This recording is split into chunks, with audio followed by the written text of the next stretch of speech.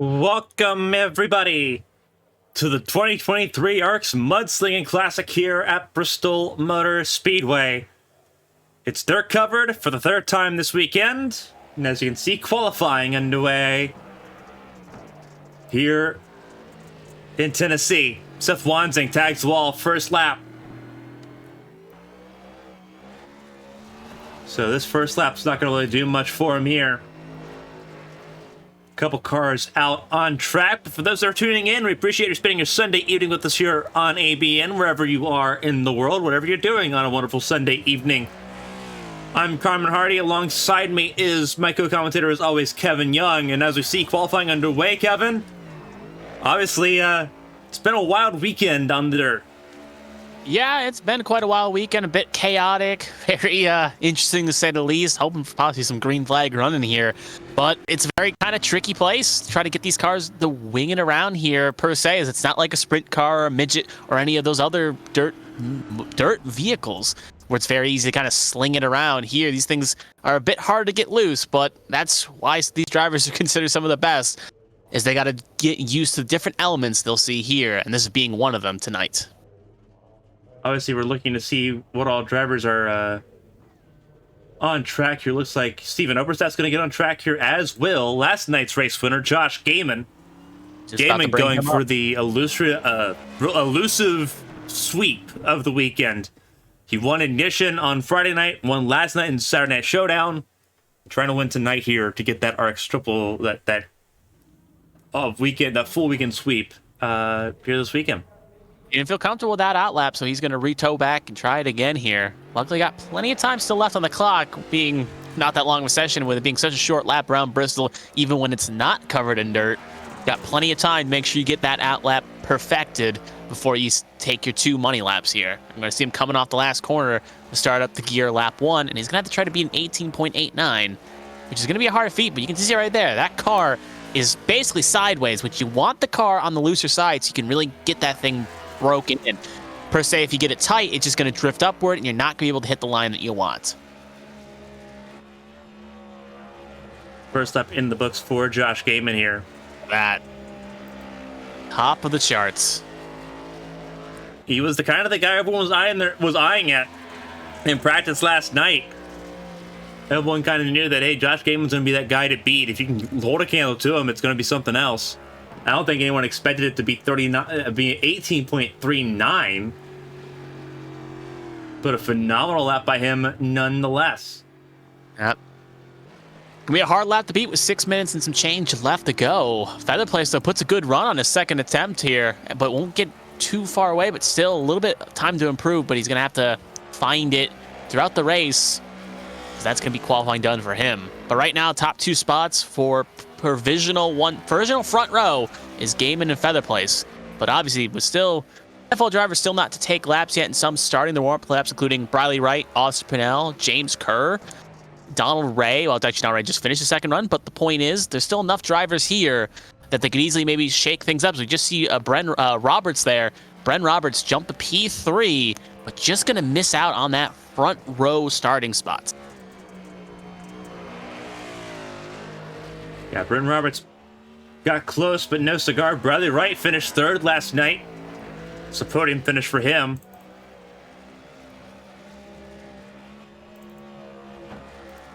Hoping for a little bit more here this evening. First lap puts him 6th place. We'll see what he can do on lap number 2. You have to find a lot of time in that Kyle Busch-inspired scheme here. Got a thing loosed up enough here, but it doesn't feel that planted. Across the line for a second lap, can he improve? He does, but it's not going to be any higher. So still going to be P6 for him. Toby Estes. Right now looking at... Oh, Toby Estes just finished his second run, and now he's just doing a little extra practice laps in that Oreo machine.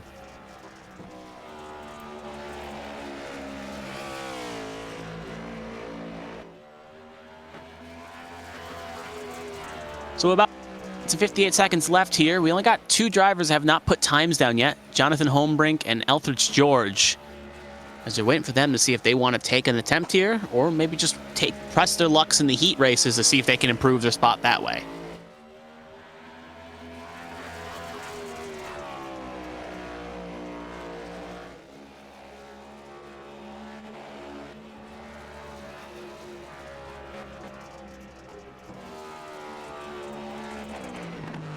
Big tap there by Toby Estes. And that's probably going to be practice runs over for him. As he'll just stop. That will be a tow.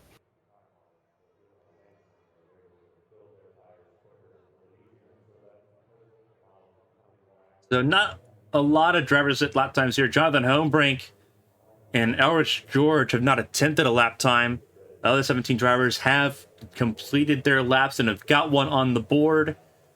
Obviously, Toby Estes will start this race in 18th position now, having not been able to set a valid qualifying time, but made an attempt. Yep. So can't fault him on that. So to kind of walk everyone through, it is a bit different between what we saw last night and what we'll be seeing tonight. Last night we saw a 20-lap feature and a 20-lap heat and a 50-lap feature. Tonight we're going to be seeing a sort of the usual ARCS treatment here. We've got two 12-lap heats and then 125 laps, if I'm not mistaken, in the main event tonight. I'll double check that for you right now. I can get my screen open here. Yep, it is 125 laps. That is correct from what I'm seeing. So that's going to be kind of what we see. A little bit different format here tonight between the two ARC series that we broadcast this weekend. Again, you look at Josh Gaiman, Brandon Fetterplace, they are top of the board. Fantastic job for Josh Gaiman. Brandon Fetterplace showing a lot of pace, though, here tonight. Mm-hmm. He's got that 34 line power machine motorsports machine dialed up here. And he had some bad luck previous weeks. He finally seemed to got it right last week. And it's now a situation of can he keep the pieces going together and pointing it out? Because right now you can honestly say that top three is a mixture of drivers that have been there in certain situations, had chances to win, and just for one reason or another, it just didn't come their way. So I have to wait and see if they can maybe get that goose egg out of the win column and maybe put a 1 next to that stat. That's obviously their hope. But yeah, Josh Gaiman with 2 minutes left to go in qualifying. We're not expecting any other surprises or anything necessarily off key here. So kind of the calm before the storm here. Yeah. But it's and Josh. It's worked out. Go ahead. Oh, go ahead. I'll let you finish your point. I was going to reiterate something, but go ahead. But yeah, Josh Gaiman, Brandon Fetterplace, Bren Roberts, Tommy Reynolds in the top 4. We haven't seen Reynolds much this weekend. So we'll see what he can do in the number 7. Ryan Pinnell looked quick last night in 5th place. Obviously, Bradley Wright, Seth Wanzing, Kevin Feemster, Cody Riggs, Josh Garrison, top 10. Something surprising to me, obviously, you talk about the dirt racing drivers that really cut their teeth in ARCS. You look at Ryan Pinnell, you look at Josh Garrison.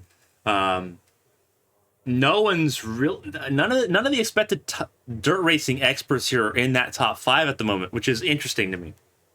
Yeah, it's kind of odd, and I'll agree with that point, but it's still early. Obviously, Joshua Gaiman was very strong through the weekend so far at Dirt Bristol, so he's definitely keeping an eye on. But with those other drivers like Ryan Pinnell, for instance, I think it's a situation where the heat race will be kind of all telling, because right now all we've seen is practice laps and before the broadcast came on, and now a qualifying run in single car. Only qualifying is half the battle. Knowing how to plant the car, run the line, see how there's the surface changes and the packing changes, and there's cushions and whatnot. There's that point as well where some of the drivers are going to know how to adjust to that changing track conditions as the race goes on, while other drivers may not be able to do that. So I think right now it's a little bit of a concern, but I think when the main race comes, those dirt experts are definitely going to shine out when the track changes and as the race goes on. Time about to elapse here at Bristol. 10 seconds of counting left in qualifying. And then we'll start to see the heat races here. Qualifying duels to figure out where everyone's going to start this race at. And this is sort of where the shakeup's going to begin. Yep, because everyone with an odd number will be in Heat 1. Everyone with an even current qualifying position will be in Heat 2. So obviously Roberts will be pole sitter for Heat 1, and Reynolds will be pole sitter for Heat 2. But it is worth noting as well, there are no cautions in this 12-lap event here. So it's worth noting, just you got to play it safe. But if you get turned around, you may end up starting in the back. It looks like just about everyone's in this first heat, actually. Actually, I'm hearing them. They changed the rules, and there's some slight tweaks to this. So it looks like everyone's going to go here at the start. It's going to just set the tone. Oh, because they're doing in real life with heat points and passing points. Looks like that's what they're going for. Interesting. So here's what the running order is going to be like. 18 cars that set lap times made the show here. So obviously we'll look out kind of throughout the grid here. Brendan Roberts, Tommy Reynolds will be in row 1. Ryan Pinnell, Bradley Wright in row 2. Then it's Wanzing, Feemster, Riggs, Garrison. That makes up your top 8. Stephen Oberstadt and Austin Purnell in your top 10. Brian Rupert, Donald Ray. That is row number 6. And as we sort of pan down all the way until row 9, you'll see James Kerr, Jack Mulkey, Dustin Painter, Elrich George, Toby Estes, and Jonathan Homebrink will be in the 18 that make this first heat.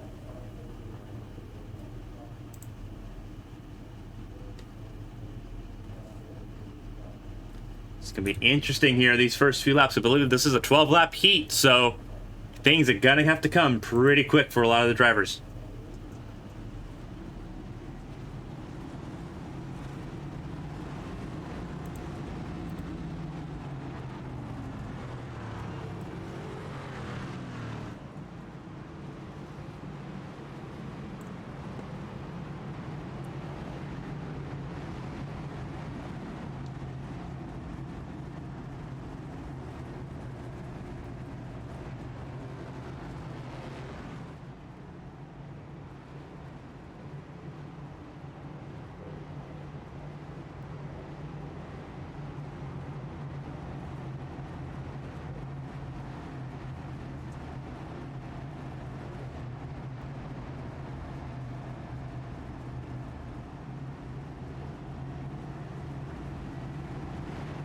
Be first lap in the books here. Mm-hmm.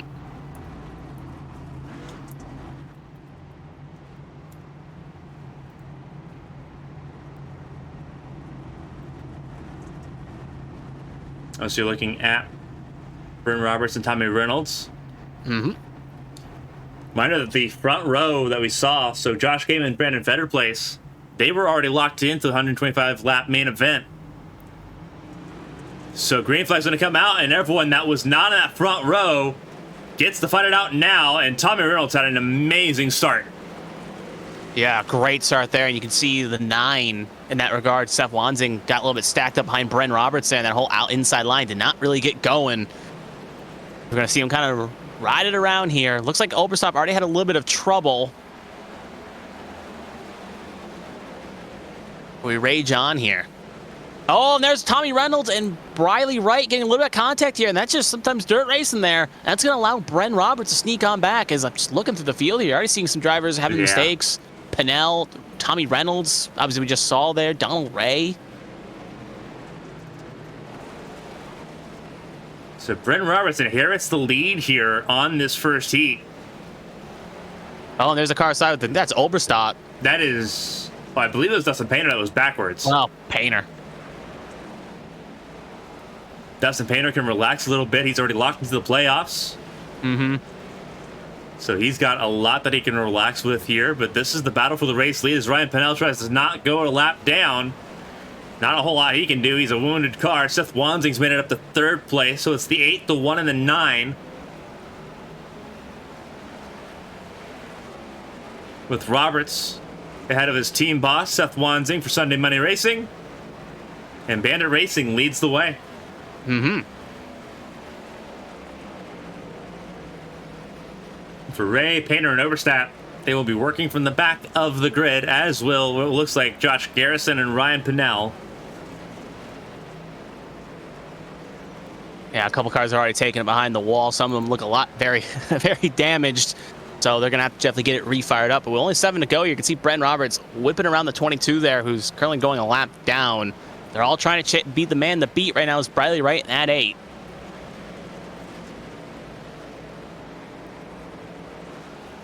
Briley Wright has been phenomenal so far in this first heat. It's been a phenomenal thing to watch. Obviously, he's put a lot of it together over this weekend. As Bren Roberts has an issue and will lose 2nd to Wanzing. And he may lose 3rd. That's James Kerr, who's a lap down. Yeah, James Kerr. The next car behind would be Feemster, who's about a second back. So yeah, there we go. There's Feemster and Riggs. Mm-hmm.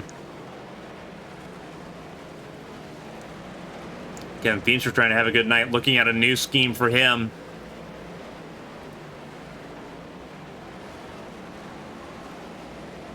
But all eyes at the front for Briley Wright, trying to put something special together this weekend. Still looking for his first win in this series, as I believe that was the 18 to Gerson that had trouble once again. But Briley Wright staying clear of all of it so far. Mm-hmm. That's all you gotta do sometimes with these air tracks. Just avoid the chaos, get through the melee, and bring it home. As he's gonna come to 2 to go here. He's got a 2-second gap to Wanzing, and Wanzing's just trying what he can that far back, but he's gonna need a hope and a prayer. As Wright comes off 3 and 4, you're gonna get around Stefan Obestad, who's just came out of pit lane, just trying to maybe gain an extra spot or two. And here comes Briley Wright, gonna start the white flag lap. 1 lap to go here in Heat 1. Trying to do some impressive things here. Tags wall a little bit on the back straightaway, but coming through 3 and 4, he's going to be uncontested here. Briley Wright will win Heat 1. And then it'll be Seth Wanzing and Brent Robertson. They actually get together. Yeah, they touch. And Wanzing takes second ahead of Roberts. Mm-hmm. Riggs takes 4th. Kevin Feemster takes 5th. Out of Austin Purnell, Tommy Reynolds, Brian Rupert, Jack Mulkey, and Toby Estes will round out the top 10 here.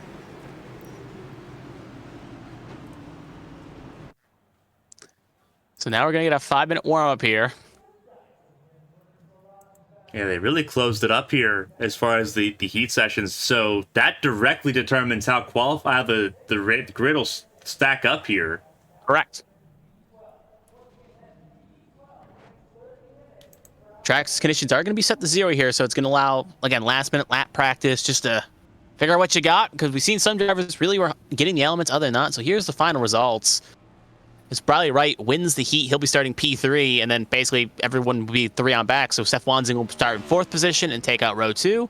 And you got Bren Roberts and Cody Riggs will be in the next row, with Feemster and Austin Purnell in the next row, Tommy Reynolds and Brian Rupert in the next row, Mulkey and Estes.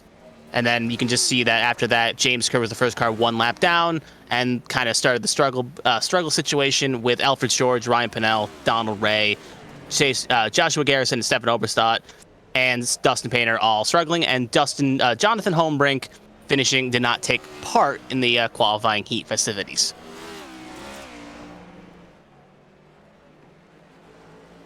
So we got about 4 minutes left here in warm-up. So we're going to talk to our in-race reporter, Seth Wanzing, here, if we can get a hold of him. See if he's got anything he wants to say here. Obviously, you see him taking laps here. It's going to be a race like no other this season. We'll see if we can get a word with him.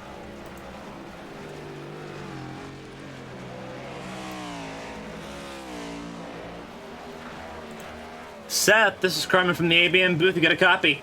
Hey, Carmen, I gotcha. Okay, so it's going to be something unique, something different, but that number 9, Napa Chevrolet, had some pace in it. Kind of how you feeling about this?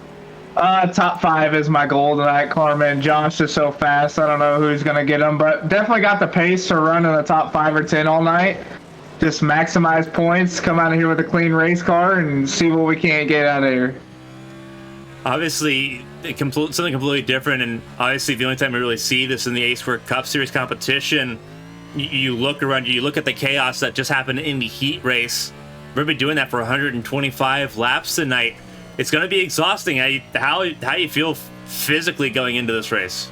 I feel pretty good. I'm actually looking forward to the track wearing out a little bit. That's where I seem to be better, Carmen. Joey Logano just put out in the real race. You love to see it. But should be fun, Carmen. I know Josh and some other guys are going to put on a show, but going to try to keep the number 9, 213 somewhere. Midwest Barbecue, Napa, Ohio, Chevy, just clean and smooth, and see what we can't get out of here. Should come out of here with the top 10.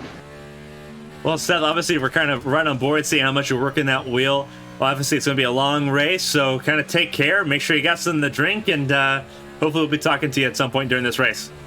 I'll try to give y'all a show. Everybody at home, buckle up, enjoy. Go side by side with a real race, and we'll try to put on as good as a show as we can. And Carmen, thank you, and Kevin for broadcasting, and we're sure to have a good one. Absolutely. Again, Seth, good luck. Have fun with it tonight, and we'll be talking to you later on. Thank you, Carmen.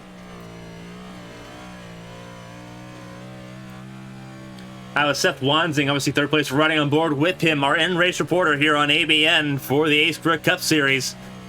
And you see how much he's hanging out sideways here at Bristol. It's a lot of fun. It's very challenging, but it is a ton of fun, right? Riding these cars around here and figuring out the lines you want to run. And these drivers will have to figure out a lot, because in this main event, this 125 lap event, obviously you'll see the track is taken care of and well groomed.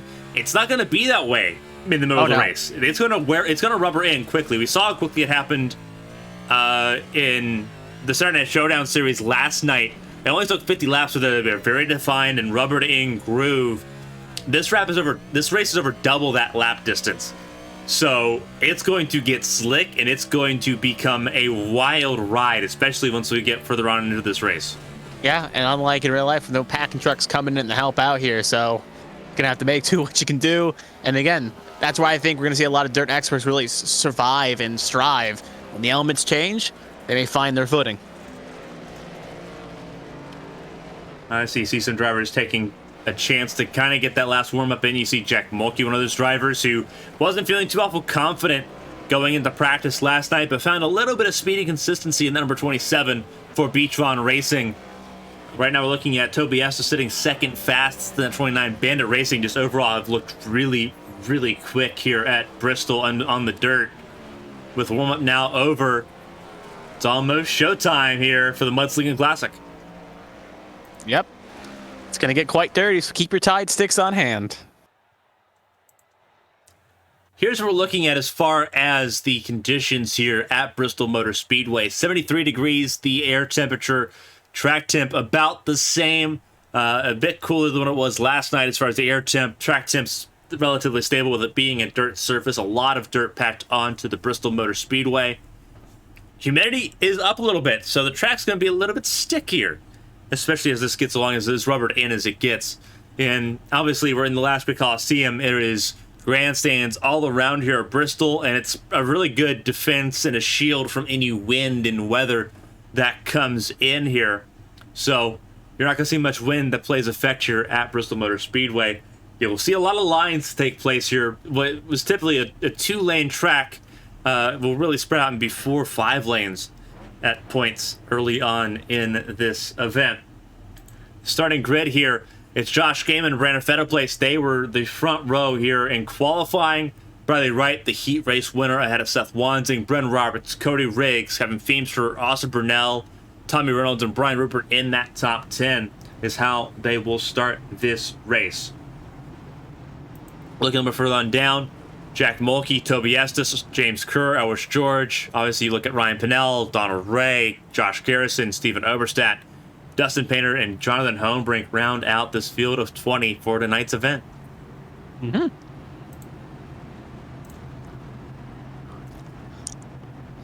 And some of the drivers in the back are really going to have a trouble trying to get to the front, but it's up for a challenge. You've seen it happen. Drivers can go from the back to the front, and some are going to try to do it here tonight.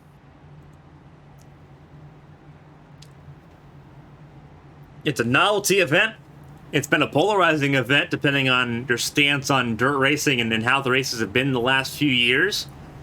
But with ARCS being so deeply rooted in short track and dirt oval racing, it's become a staple for them here tonight. Obviously on Easter weekend here, so not quite the 28 car fields we've become accustomed to. Mm-hmm. Still a good turnout here for a Sunday evening affair in Bristol, Tennessee. We're on the last formation lap here. It's again Josh Gaiman and Brandon Fetterplace leading us to the green flag. Pace truck will pull in. They'll go through the restart zone. And the Mudslingin Classic is underway here at Bristol. And Fetterplace already in the wall. Will put himself 3 wide. But he'll drive out of it. And it'll become a little bit more orderly at the front of the field until Bradley Wright got turned.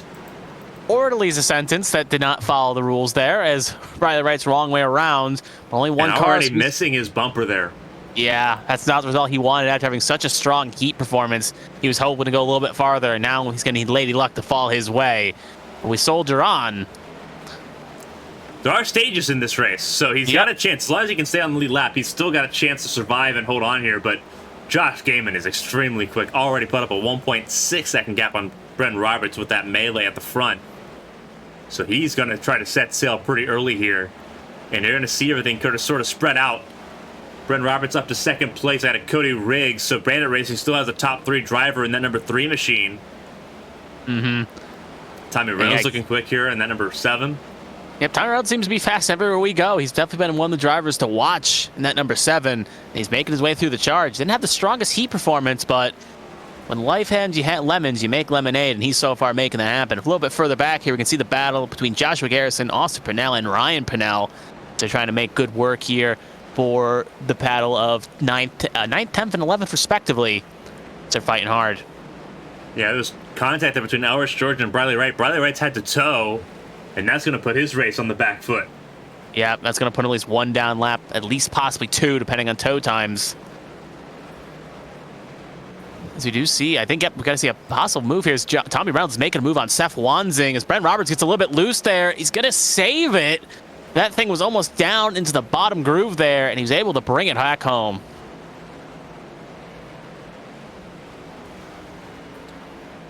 I see everyone trying to find into a groove here. We didn't really get to see that groove last night in the trucks. Everyone trying to find that groove here early on. Keep an eye. They were 3. So, yeah, just watching. It's very smooth sailing as people really running that very high line there, and you can see running the cushion. Yeah, Feather Place was up there along with the drivers around him, and Feemster and Garrison basically just in his coattails there. It was actually a bit poetic. As Joshua Garrison already getting around 2 lap vehicles with Toby Estes and Elfridge George. The cars are already starting to go lap down, and Elfridge George takes a spin, but way off the racing surface. Right, they'll get around Josh Garrison there with minimal fuss. Garrison almost lost it coming out of turn 2. And very quickly, Ryan Pennell, obviously one of the better dirt racing drivers in ARCS, trying to make himself at home. Did not get the starting position he wanted to. Finished 5th last night in the trucks. And right now sitting up in the 8th spot in the A-Square Cup Series. Looking for one of his better finishes this season. This is one he's had marked on his calendar just about since the start of the season. And so far, it's kind of coming his way a little bit, chasing down his teammate, Kevin Feemster there. Yep. Just keeping an eye on the battles we currently got. Yep.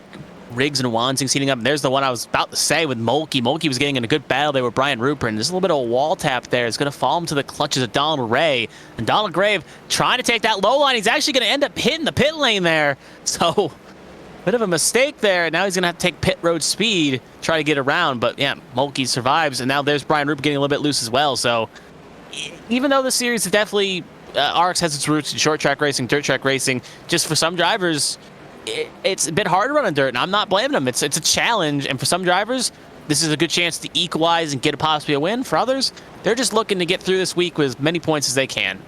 As we actually have a caution come out for a multi-car accident. It looks like Feemster and Pennell teammates got together. Yep, I'm seeing Feemster and Pennell, and yeah, no, Bradley, it was later. So yeah, Feemster and Pennell. Also, take a look at the replay here. This was the battle for what was 7th place. They don't immediately get together. Oh, Feemster got really loose and came down. You see part of a bumper there fly off. Just kind of dirt track racing instant. 2 cars trying to fight for one piece of real estate, one high, one low, and the car on the high side came low, and nowhere for the car on the low to go.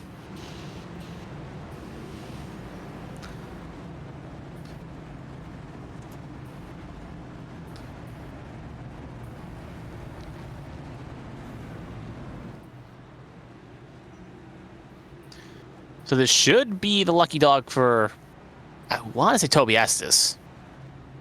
He's first one. Yeah, look at having a there he goes. Yep. So that Oreo machine, number 29, will get back on the lead lap, giving us 13 cars on said lead lap.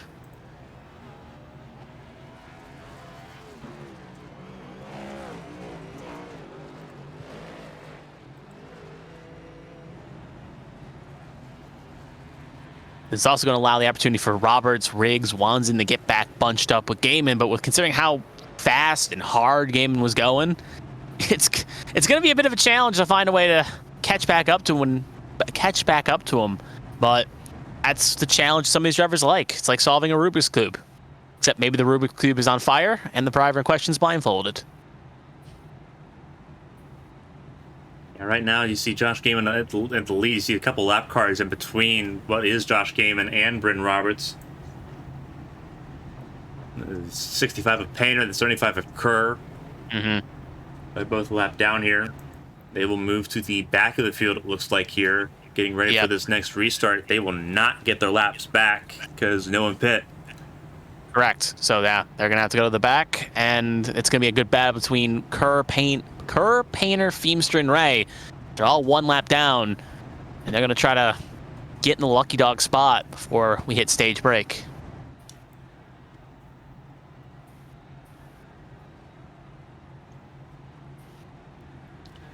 Stage break, for those that are wondering, stage break is at the end of lap 35. So, So not too far, especially considering laps around here.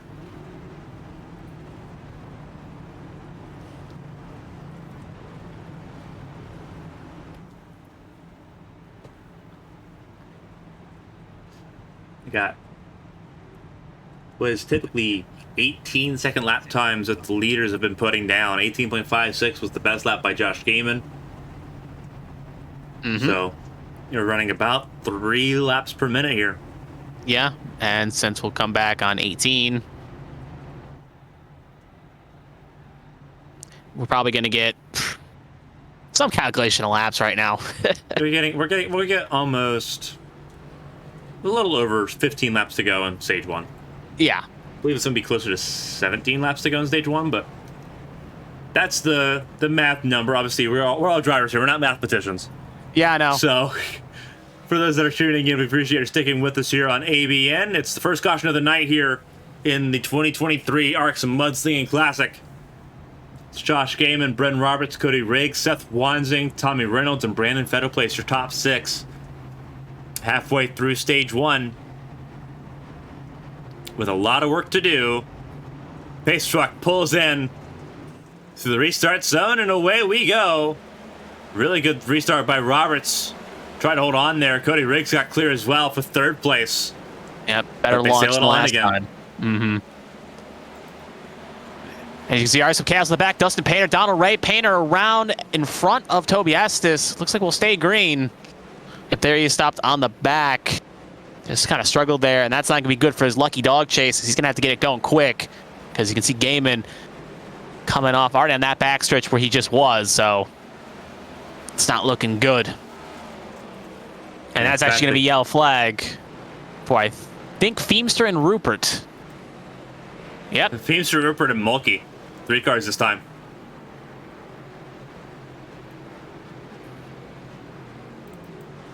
Just kind of cautions, precautions, so we'll take a look here. Looks like Feimster was a bit apologetic for what happened. Oh no, really doesn't even have anything to do with Feimster. Feimster just got collected. Must have heard a different voice there. So it must not have been Feimster, so it must have been either it was Rupert and Mulkey up the road. See what happens here. We'll grab a hold of Mulkey here and see what happened with him. Because I know Garrison was a little bit struggling, but that's farther up, so that's irrelevant to this. There's Oberstadt. Does he involve in this? Oh, he does. Yeah, similar multiple cars there.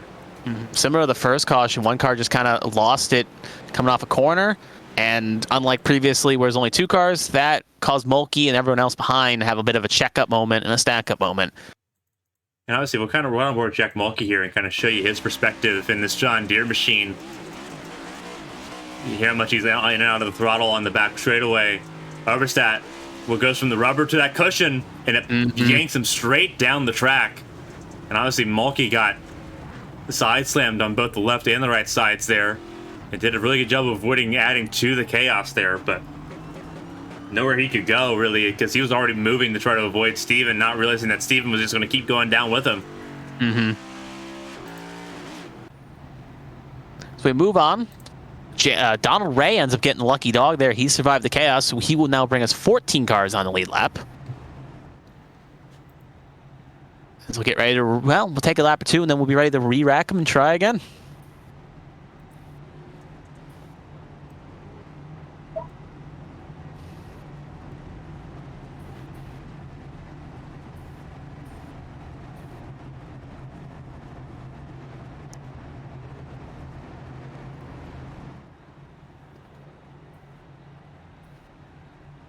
It's really, we're not going to see any major pit stops until obviously stage break occurs, so we're just kind of waiting out the caution laps here. Some of these vehicles kind of looking through the field, like Feemster, for instance, definitely looking a little worse for wear. But it's been that's the nature of the beast of short track racing and dirt racing, and combine those two together, and you're going to see a lot of cars looking a little bent out of shape, as they would say.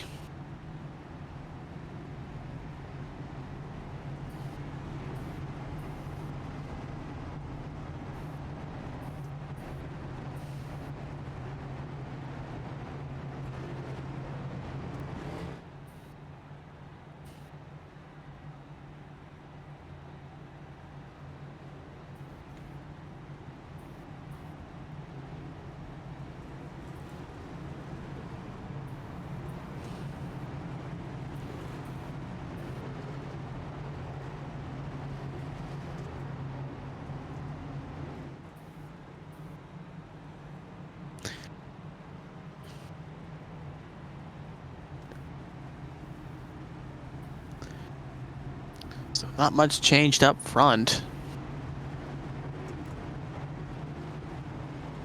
So we're just kind of running up these pace laps here. Pace truck going to pull in this time by, and it's going to be Gaiman and Roberts up front. And that's green flag in there. Good quick launch there by the number 61, and away we go. They all running pretty much single file here for the most part. No major attacks. A little bit further back, we are seeing a bit of a chaos thing. A few drivers already kind of struggling.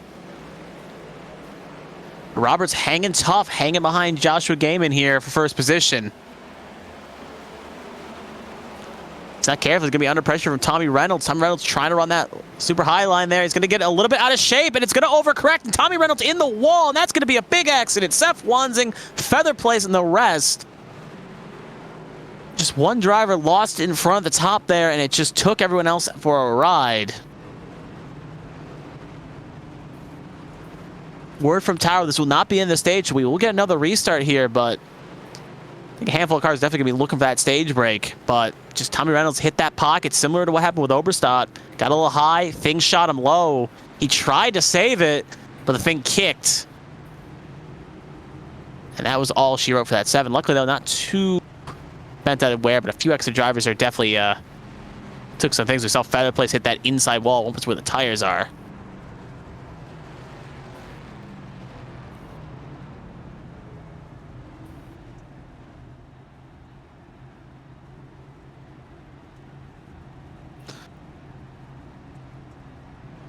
As Feather Place, because of the incident, the contact with the wall, he's got the pits. We'll take a look at the replay here.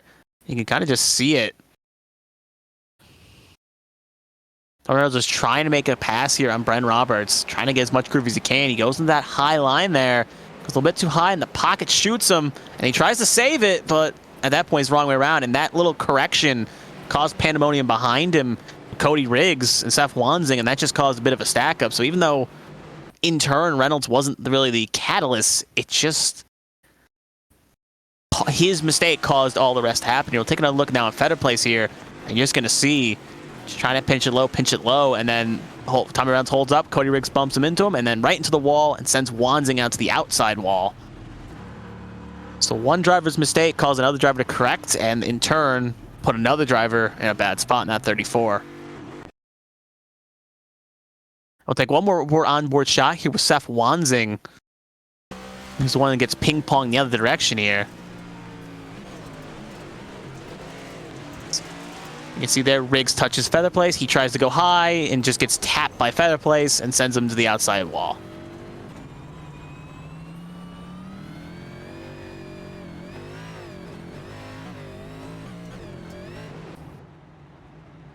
So we're back to live action here. Stage break is going to be at 35, and we know that if the caution does come out before now in lap 35, that will end the stage.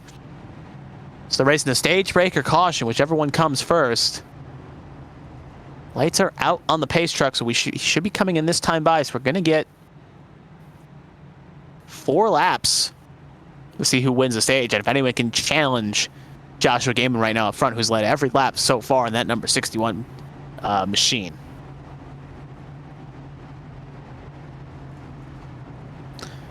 Pace truck going to pull off here. A good launch there. Bren Roberts gets an all right launch in comparison to the previous restart, and he'll try to put the attack on quick here.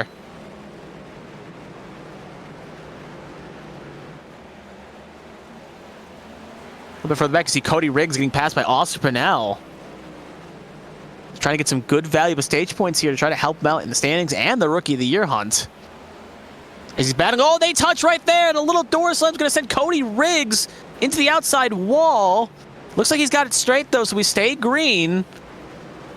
As it calls a bit of a checkup a little bit further down here. Cody Riggs definitely not going to be in a position to get stage points. He's one spot out right now and gives Mulkey a bump.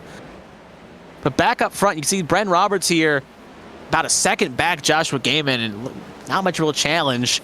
As Wanzing got around Austin Pennell in that little bit of chaos with Cody Riggs, puts Wanzing in third.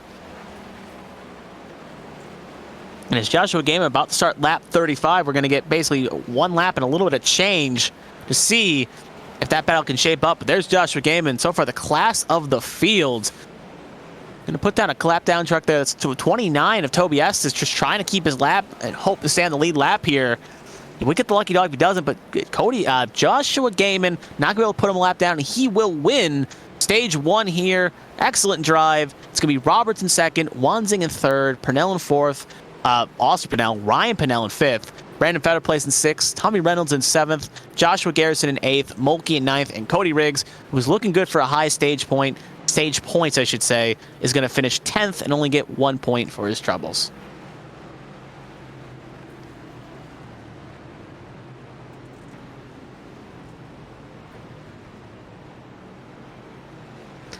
And it's worth noting, these pit stops aren't for positions. You come down and you pit, you get your service, you come out with your spot. So this running order is how they're going to stay unless a driver obviously spends too much time at pit load and goes a lap down.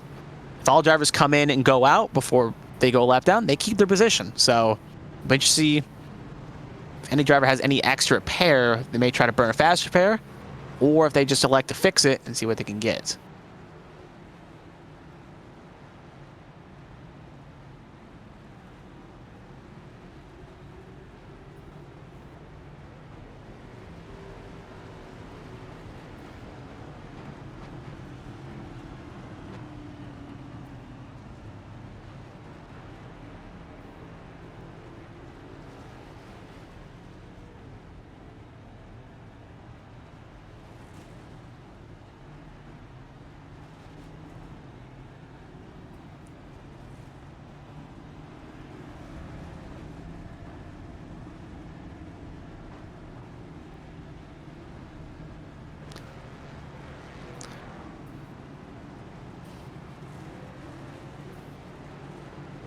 Handful of drivers will get out just before the buzzer there. We'll make sure they get the last minute repairs they need on their cars. But it looks like everyone that elected the pit got successfully out before the truck put them a lap down. The drivers that did elect to stay out are Bren Roberts, Brandon Featherplace, Joshua Garrison, Toby Estes will all elect to stay out and not take service.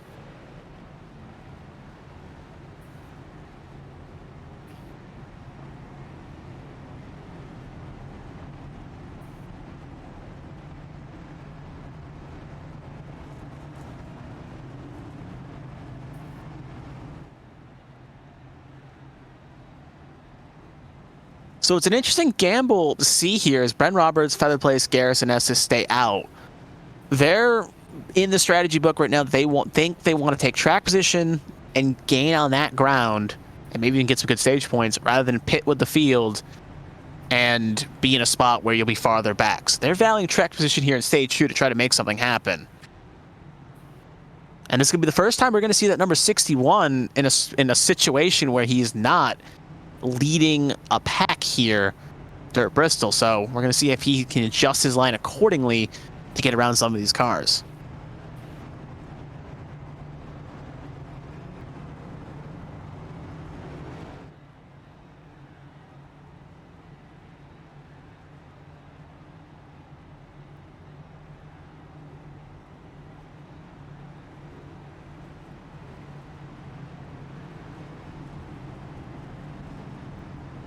Obviously, because of procedure, there are no choose cones in effect this race, so drivers will be stacked on iRacing procedure, and the lights are out on the pace truck.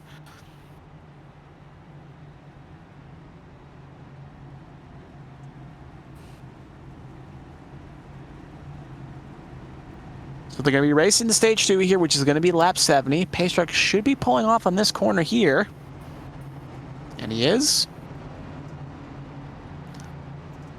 And lights are out for stage 2, and away Bren Roberts goes there. Gets a great jump there. Brandon Feather plays similar to the restart he got on lap 1. Struggled a little bit there, and already going to be 3 wide as Joshua Gaiman is going to attack aggressively here on those fresher tires. He's already going to be up to battling for second position here. He should be able to clear here, but he's going to leave the door just open enough. Don't want to shot block him, as we do have a big stack up in the back, and that is going to be a caution incident here, and that's going to be the 5th caution of the night. As you can see the tail end of it with Brian Rupert and Stefan Oberstadt. James Kerr was also involved as well, including Cody Riggs, another name that was involved, along with Joshua Garrison.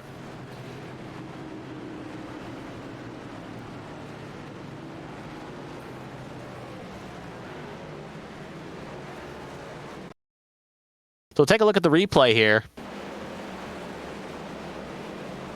Keep an eye on that number 18 here in that NOS Energy machine. He just gets a little touch there with Toby Estes, and again, a little bit of a track block situation. Then Pinnell runs into the back there of Cody Riggs, and that just causes Donald Ray and the rest to pile on in. So similar to what kind of helped cause a problem with the other cautions, one incident led to a few other incidents stacking up here. So we'll ride on board here. And you see Ryan Pinnell just gets tapped in the back by Cody Riggs, and that causes his car to get loose. And he almost gets a little bit of air there from Donald Ray. Actually does. He's the wrong way around. So Cody Riggs was on top of the world about 10 laps ago, and now really struggling. He's involved in another caution here. Now I'll take up onboard shot at Joshua Garrison. As you can just see, he gets a little tap and sends him to the inside wall, along with Toby Estes. But I think Joshua Garrison's at least thankful that he got probably the least effect off of that incident in comparison to others.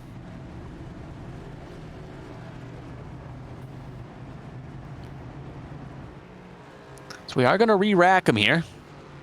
This time, though, Joshua Gaiman is going to be on the front row instead of buried in the third row. And other than a few other movements, obviously, with the accident in question, we got Seth Wanzing now going to start in row 2. It'll be quite interesting to see how this shakes out.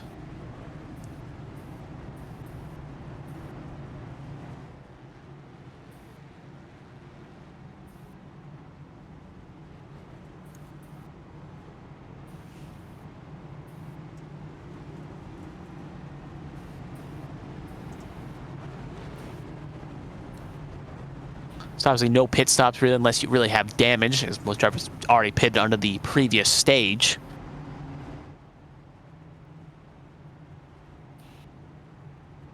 Lights should be going on the pace truck this time by it. They did just flick off there.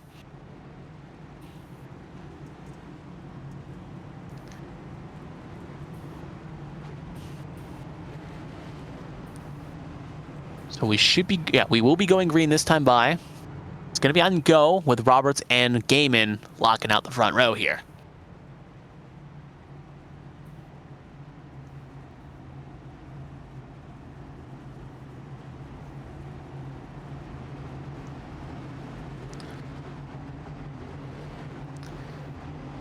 So pace truck going to take the hard left here. So here we go for restart number 2 and the stage number 2, and away Bren Roberts goes, gets a good jump there. Inside line, got that movement. And we're going to see Featherplace make an attack on Joshua Gaiman, but not going to be just a little bit too far back to really make anything happen, and he'll slot back in the third. You can see Austin Pinnell there, going to fall under pressure of Tommy Reynolds. And Seth Wansing, Austin Pennell almost touched there, and it's going to allow Tommy Reynolds to give a little bit of a tap in the back of Austin Pennell as the hole closed and the checkup occurred. There we go. Now we got a big battle here for the lead as Joshua Gaiman going to make a move here on the number 1 of Bren Roberts. Got a great run off the corner with those fresh tires. You can just see him rip it around the outside. Roberts got a little loose on the inside, and that's going to favor Joshua Gaiman sneaking back in the first place. The car that has been up there most of this race is now back up to the front. And we got a quick caution there. It looks like it's going to be Oberstop and Garrison. So it looks like it may have been a fight for 14th there. There's Oberstop. Garrison's already towed to pit lane.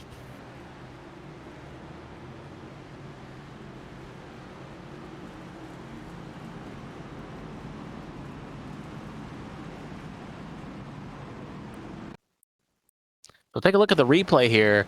So all of a sudden that little gray machine there. Looks like he's trying to fight Donald Ray and Cody Riggs for position, and it just gets a little loose, and he just hooks Garrison hard into the wall. That's a big lick for that 18. And obviously, with how hard he hits it, it doesn't shock me that he towed. So now we're riding aboard with said 18. Nice little in-car camera here, and you're just going to see everything's going right, and he gets a little hook, and right into the wall he goes. Novatroid just barely misses the 18, too. So back to live action here.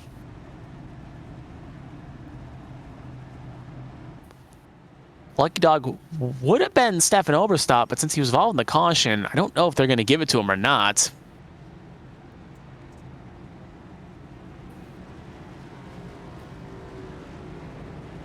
Yep, it's going to go to Elfridge George. But now he'll be from 5 laps to 4 laps, and we still have 13 cars on the lead lap. With currently 15 cars running, and Joshua Garrison sitting in the pits along with James Kerr, Dustin Painter, Briley Wright, and Jonathan Holmbrink all behind the wall. So we'll see if the 15 can come back out. But 4 cars out of action, 2 cars at least 1 lap down, and Joshua Garrison certainly sitting in the pit lane, seeing if he'll come back out or not.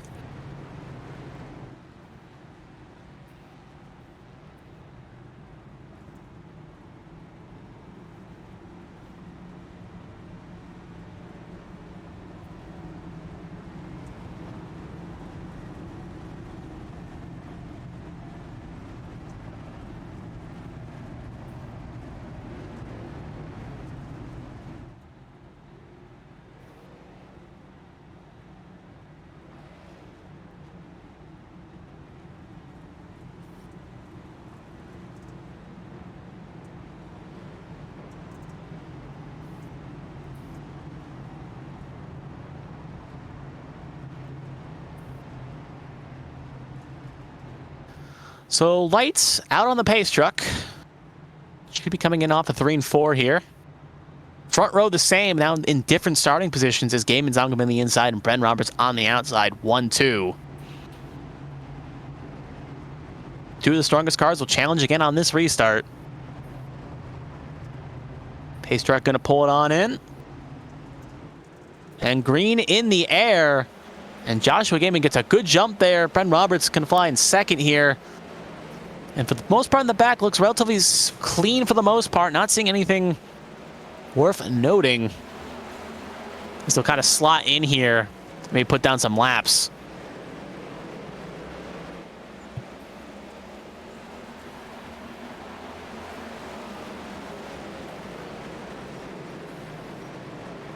Ooh, as Pennell and Tommy Reynolds just had a little bing-bong battle, but there's Seth Wansing a little high on the wall. Double chaos happening here as Wansing still struggling to keep the car planted. And there's Tommy Reynolds, Austin Pennell, and Ryan Pennell fighting hard for 5th position.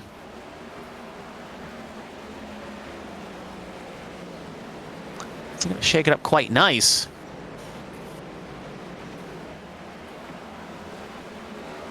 I took a look in the chat. Looks like someone redeemed a crank it up, so I think we're going to have one of those coming up quite soon here. So, yeah, making sure right now that we get some green flag running in, because that crank it up was redeemed right at the caution. Mm-hmm. So making sure we don't have another incident like that. Seth Wansing just got shoved through turns 3 and 4. Yep. We'll stay green as there's only one car, but Seth Wansing not going to be too thrilled with what happened.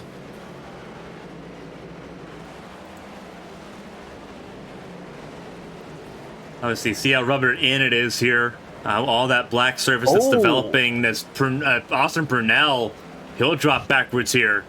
Yeah, it snapped on him. Almost took out Ryan Purnell, but he'll keep a point in the right direction, but lose a spot to Toby Estes. We are entering lap 60 of 125.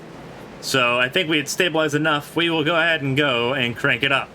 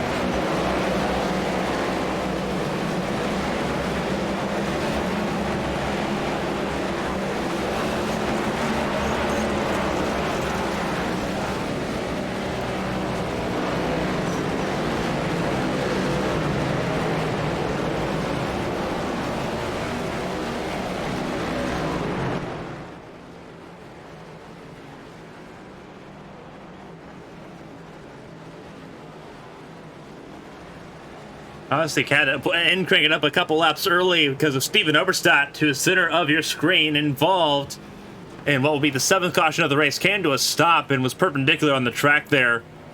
Obviously, race control was hoping that he would get rolling again, but that was not the case. As Oberstadt now will be missing part of his front bumper and will have to come down pit lane at some point during this caution to get repairs done. I actually have to make sure here that it may have been stage brake. Double check and make sure of that. I'm hearing under the stage on radio comms, because obviously they'll get bunched up on 73 and get back on 75. But yeah, stage 2 ended on lap 70, so that was the end of the stage. Yep. So luckily for Oberstadt, he'll be able to fix it under pit lane.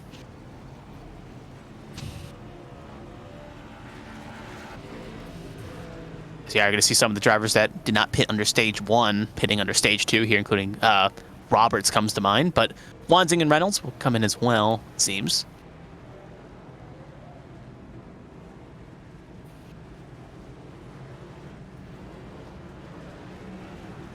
There's Osprey with a very damaged front end, and Stefan Oberstad as well.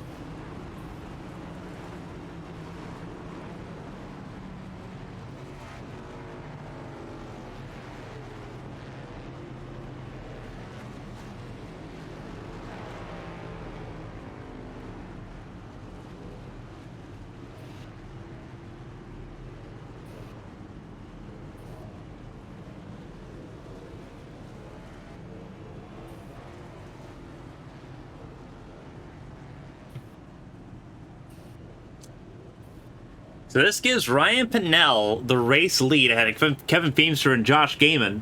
Mm-hmm. Pinnell and Feemster have not pit since lap 38. Yep, they came under the stage one break. Elected to stay out here.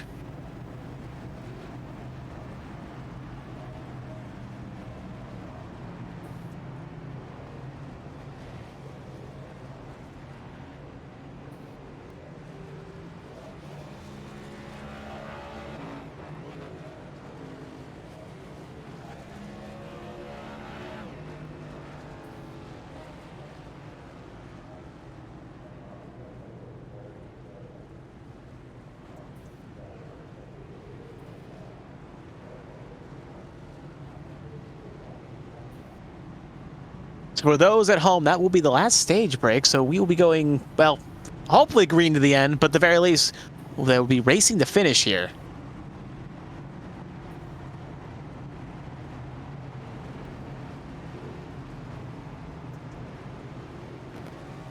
We're going to get a delayed restart here as they're still trying to fix out a bit of the order here. Alfred George taking a wave around here.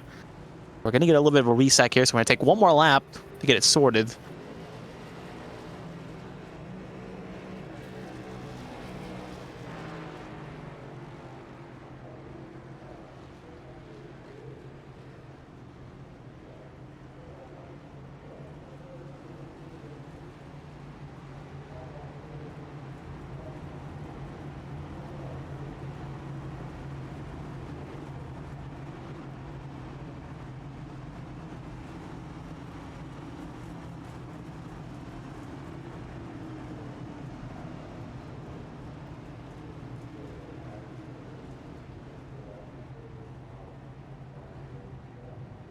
Alpha George will get caught back up here. Lights are out on the pace truck, so we will be going green here on lap 76, going to 77. As Pinnell and Feemster are going to be in the front row with Gaiman and Roberts right behind.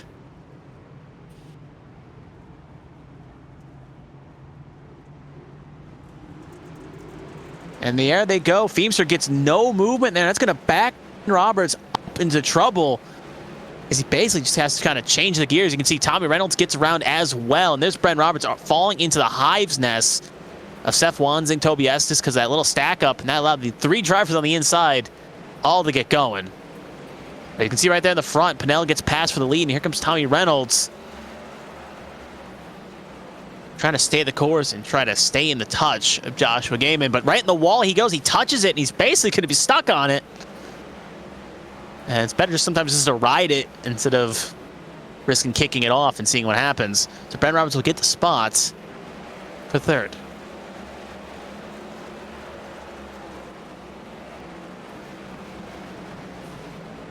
See Feather Place and Cody Riggs fighting hard. Oh, and that's huge trouble. Yep. And that's going to be another caution.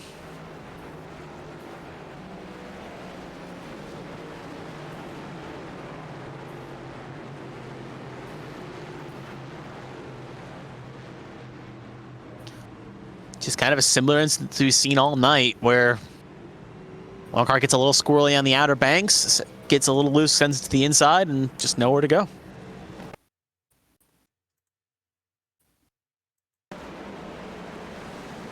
Here's a different look at it. We'll take a look.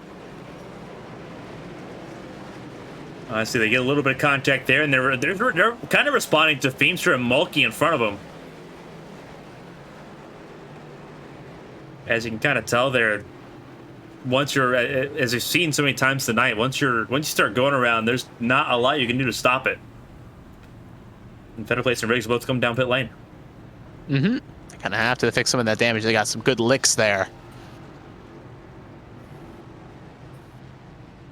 Both just hoping to stay on the lead lap here through the repair clocks.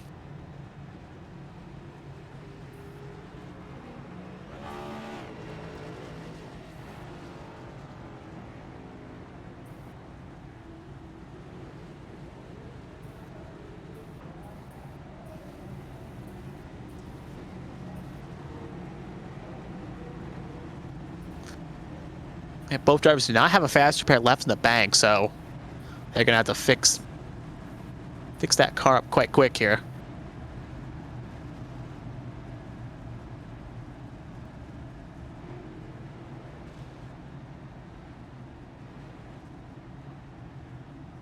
Both drivers will get back out quickly though, so only one lap loss for each of them.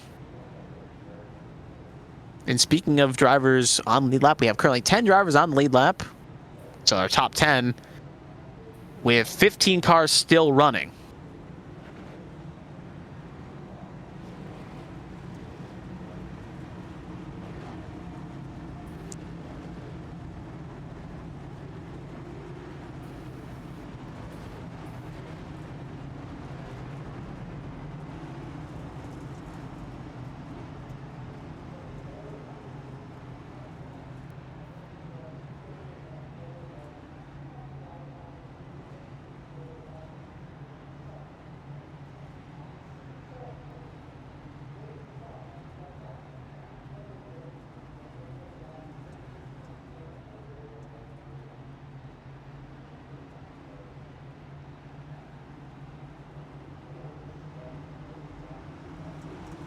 Pace truck going to come in, and we're going to be up for another restart here. Man, outside line did not get going. Pinella got a little bit bogged down in those older tires.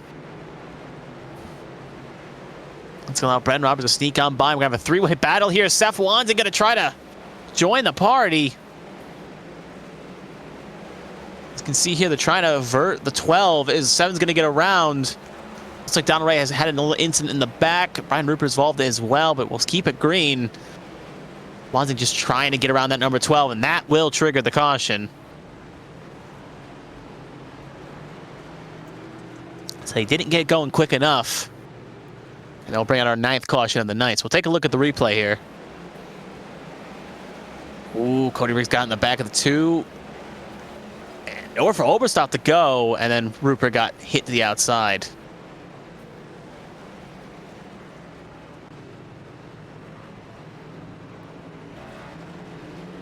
Currently, I believe that's Cody Riggs will get the wave around here because Rupert was involved in that caution.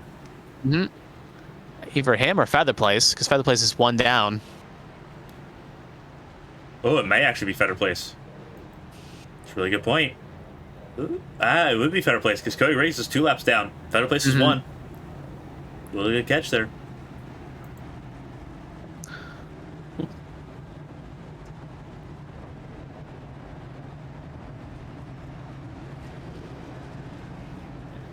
Yep, there goes Feather Place around the outside.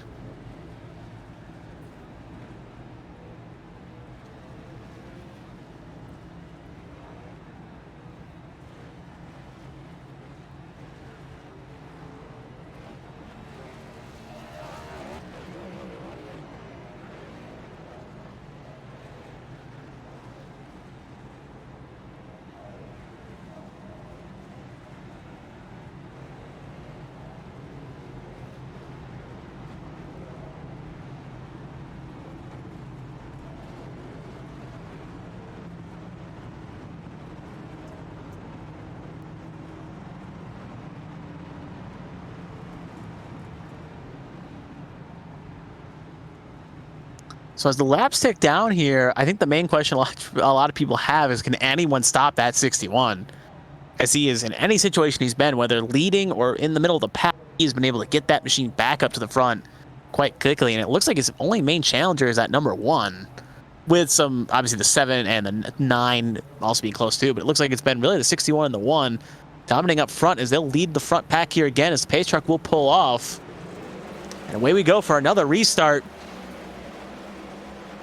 Looks like Tommy Reynolds is going to have a move here on the inside. Brent Roberts is a little bit too loose, and that's going to cause him to get ping-ponged up, and he's going to collect Mulkey as well. As he'll get it straight, so no caution, but one little mistake there by Brent Roberts, and he is now going to be down to 11th. He is now stopped on the inner shoulder. He'll finally get refired. And there he goes. Just one little mistake there. Just got a little bit up on the cushion, and Brent Roberts is now going to be trying to catch back up or hope another quick caution occurs.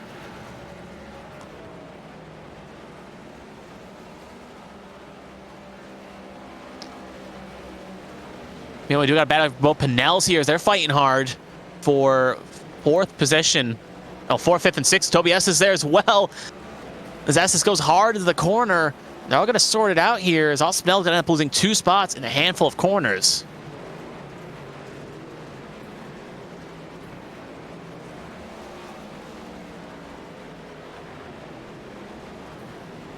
Oh, and F1 just got clipped by Tommy Reynolds. As you can see, one of the LFX right there, Wansing on the inside. It's all been pandemonium here in this last restart here. As 2 of the top 5 on the restart are now, in retrospect, 9th and 11th, 8th and 11th respectively.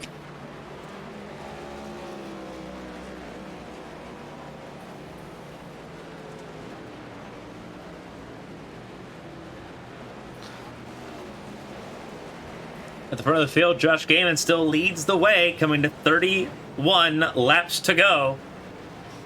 But it's Tommy Reynolds a distant second. Toby S is backwards. Got a little help from Ryan and there's caution number 10. Yep. That's going to be a bit of a lucky break for the 9.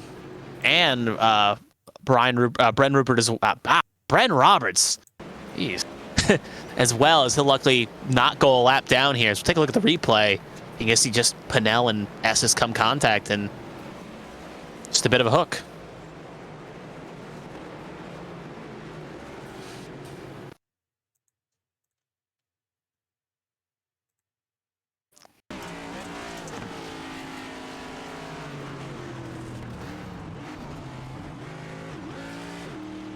Guy was fighting over the piece of real estate and ends up one the wrong way around.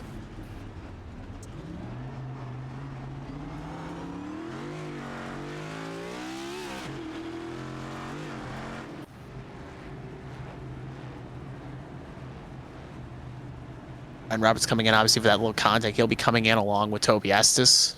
Fix up their cars.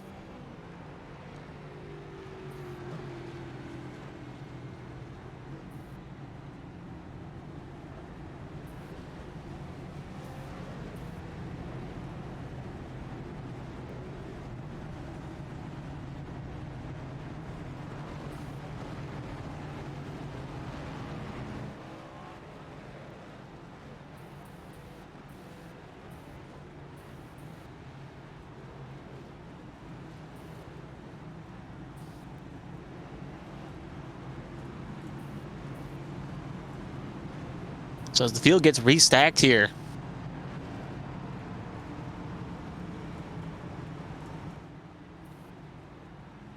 Lights on the pace truck are out, so pace truck should be pulling in this time by through 3 and 4.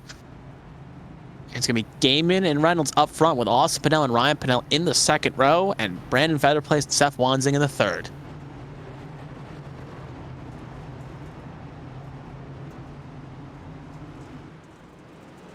And away we go with the 61 getting a good jump there. Will slot to the lead. Austin Pinnell gets a good jump on the inside as well. And will take 3rd possession away from Ryan Pinnell. Let's see a little bit further back. Oh, Tommy Reynolds trying to save it here. Gets it, keeps it pointed right. And now he's going to be under pressure from Austin Pinnell on the inside. Just back. Oh, Ryan Pinnell just got sent into the wall there as we just saw the tail end as he clipped Feather Place.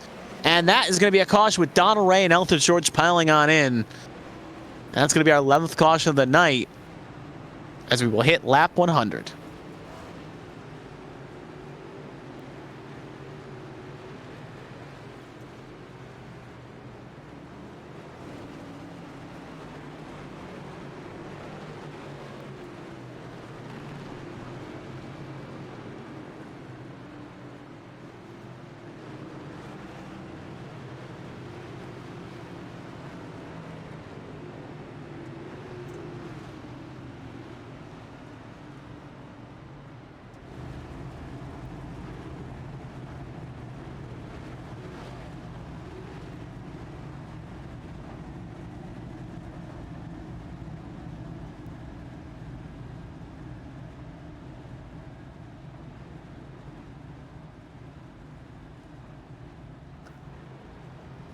So we hit 25 to go here.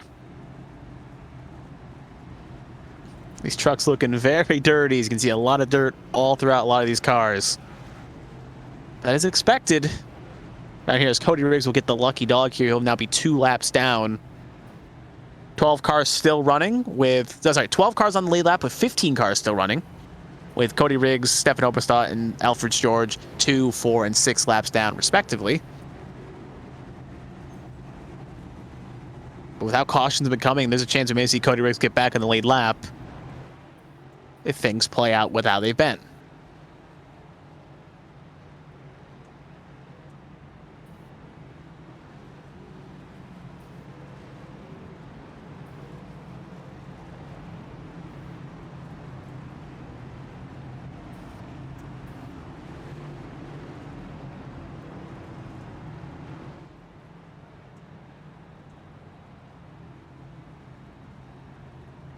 So lights out on the pace truck. It will be pulling in.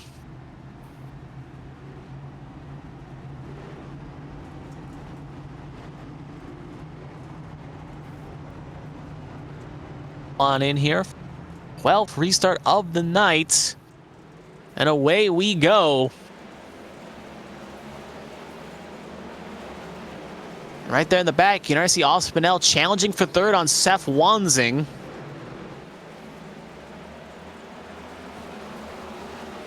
So Ospinel going to try to take no prisoners. They're almost going to be 3 wide here as Tommy Reynolds is a little bit too up the cushion, and Purnell cannot hold it, trying to save it. He will just barely, yep.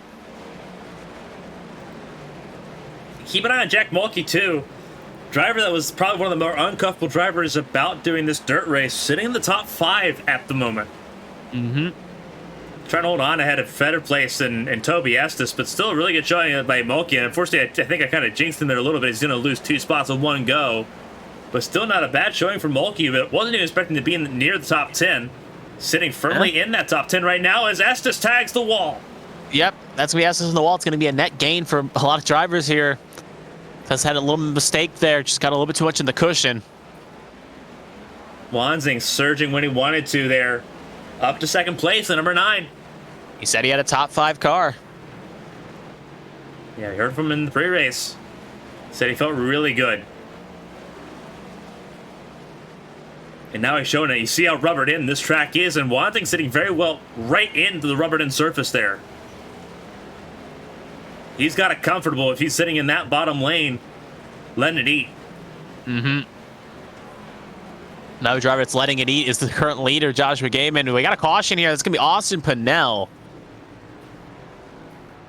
Looks like Ryan Pinnell was also involved as well.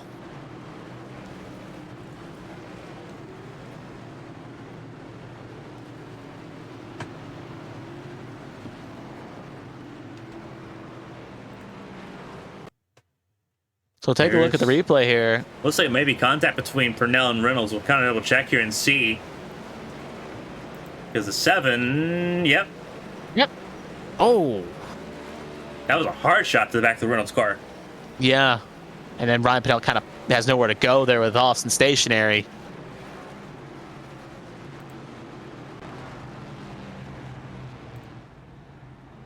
So that'll be our 12th caution of the night. Cody Riggs will get the lucky dog here. He'll be one down, so one more caution. He'll be back on the lead lap.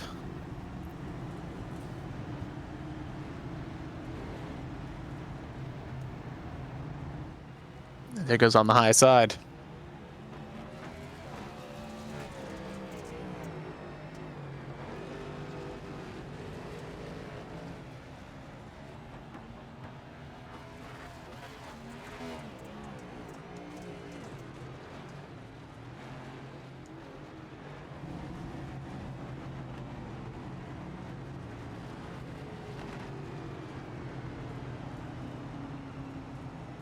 So lights out on the pace truck. We will be going green this time by with 15 to go.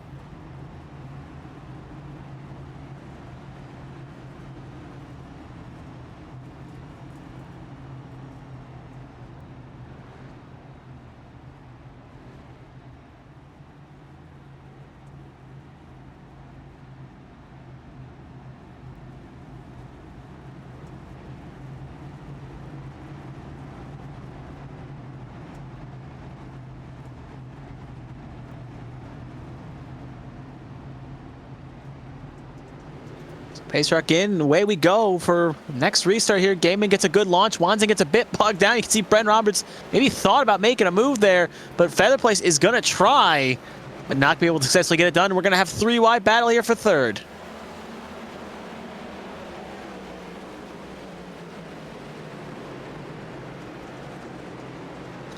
Tommy Reynolds trying to do what Featherplace and Brent Roberts did on a restart, get back up to the front after a mistake, and even Seth Wanzing as well. And he's going to run into the back of Mulkey there.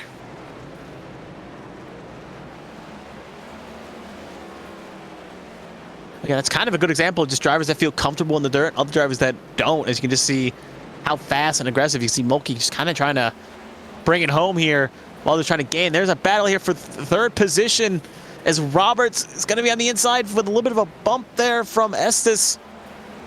Ooh, contact there between Featherplace and Roberts. And if something happens, Ryan Pennell's right there to pick up the pieces. Absolutely, and he might be in it. Oh, he's going to be in it. Ooh, hard hit on the attenuator. Mm-hmm. Big lick. 13th caution of the night. Coming to 12 laps to go. 5 cars out of this race. Garrison, Kerr, Painter, Wright, and Homebrink. 15 cars still in it. Bellers George kind of hoping to pick up some more pieces here before this race is over. Josh and Cody Riggs will get back on the lead lap. Yeah.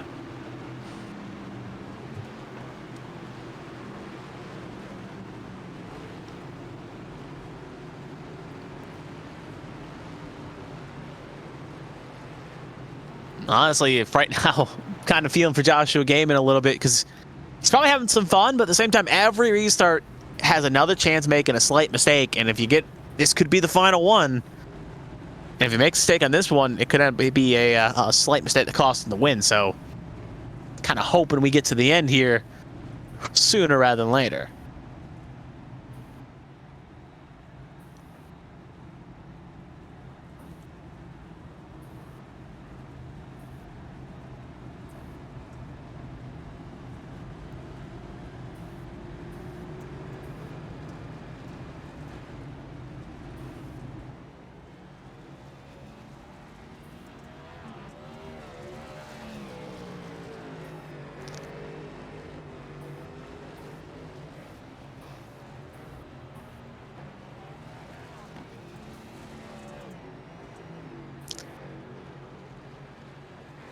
So we're on 10 to go here. When we get back to green, we'll be on 8 to go. As the lights on the paycheck have just went out.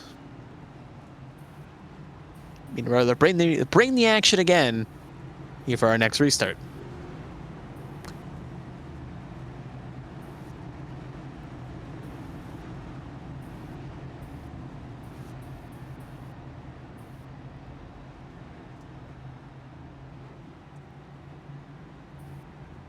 Thirteen cars on the lead lap, coming to 8 laps to go in the 2023 Mudslingin Classic.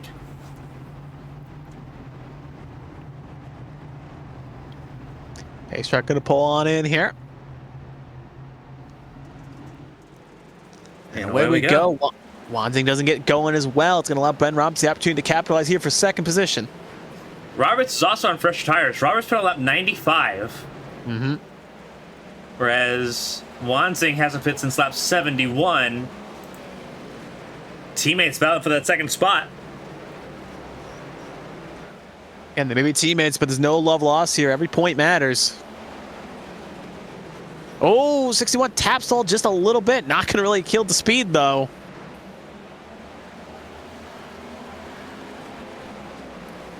Watching a big old ding-dong battle here for second.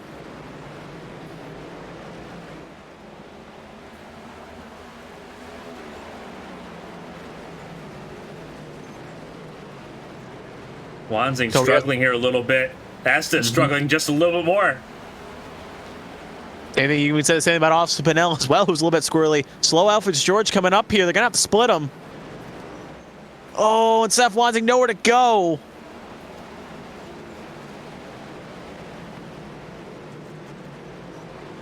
And that's going to give Roberts a bit of a cushion here with 5 to go. Just back there, you can see Tommy Reynolds and Featherplace fighting hard for 6th position.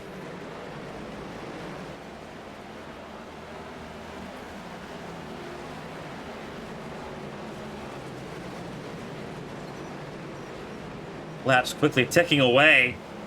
Reynolds up in the fence. Same with Estes. Maybe just hoping it stays green here. Reynolds just trying anything he can. Wants to bring that car home. Positive he's got 2 wins, so he's locked in. This is just for show. Obviously, you want to get as many good points as you can. Estes gets the inside of Purnell. Purnell almost got tagged by Reynolds, who tags the wall once more. 2 laps to go. As Reynolds and Purnell end up in the fence, and Estes turns around. Yep, Estes is going to cough up those spots. But it's not going to matter. We're going to come to the white flag. No, we won't. No, we will not. Gaiman just got Blaney'd. I believe Cody Riggs was involved in it. Oh, he's 100% involved in it, and I think that's race over for the 3. Yep, Cody Riggs and Mulkey, that was the incident in question. That's on the back straightaway. Cody Riggs did all he could to get back on the lead lap, and that's going to be it for the 3. So we'll take a look at the replay here. These two are battling for, I believe it was 6th or 7th that they were battling for, and Riggs just a little too much slip, and you see the engine let go in the number 3 machine, whereas Mulkey's able to keep it fighting and going another day. Yeah. I mean, letter of the law, for better or worse, that is technically a caution. 2 cars were involved. Well, it's not even so much that there was cars involved, it's like there's a car that could not move. Mm-hmm. Obviously, you see that the work that's being done here, it's going to put us into our 14th caution of the night. And you see Josh Gaiman's number 61. You see the dirt on the front end of that car. We'll see if we can get another angle of it. But it has been a lot of hard work as Elrich George gets lucky dog here. Mm-hmm. So he'll be he's firmly in 14th position at this point in the race.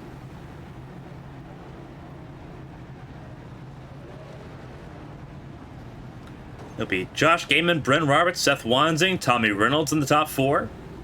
Brandon Fetterplace, Ryan Pinnell, Kevin Feemster, Donald Ray, Toby Estes, Brian Rupert, top 10. Mulkey and Austin Purnell will be the top 12 on the lead lap here, coming to what we hope is the final restart of the night. It should be, hopefully, but it's definitely going to be a chaotic restart. You're going to see if anyone's got anything left on the tank, they're going to use it now.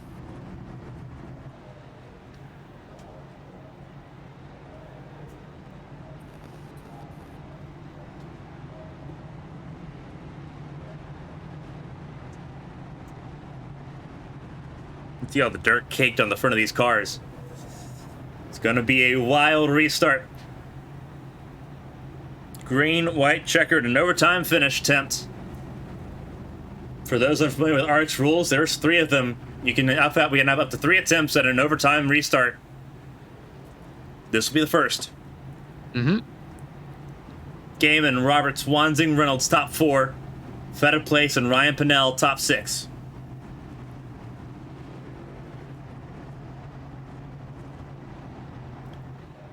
Pace truck's going to pull off. Through the restart zone we go. Believe they've waved it off. Yep, let me make sure. Yeah, obviously it has, because that would have been the start. Yep.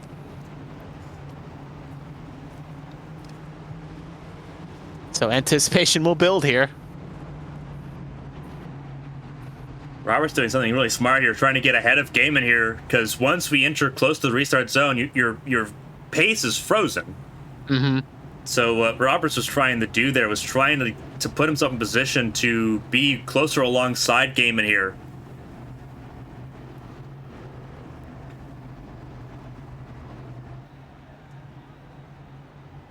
Reynolds trying to give Roberts a little bit of a bump here. And here we go. Gaiman gets to the bottom and slides up. Roberts But under had pressure. enough space. Mm-hmm. Roberts and Reynolds fighting hard for second. 2 black, red, and white machines. Oh, there might be contact. There will be contact! And they block up, but the white Caution. flag has been taken. Caution Nope. comes out. Yep. Did Gaiman get across the line? Gaiman saying he's across the line in his call. We're going to find out quickly here. I don't think, according to timing and scoring, I don't think he did. Race Control said that if in control situation, he can only throw it. If it goes white, he cannot throw a caution. So he could throw it. That's a legal caution. So Gaiman's going to have to redo it again.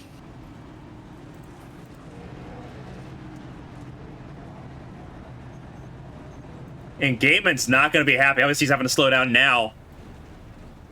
But he is not a happy camper right now.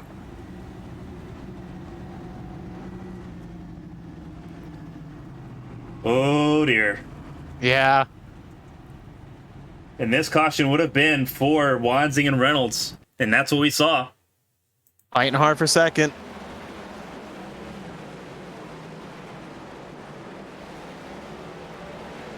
And this was coming to the white flag.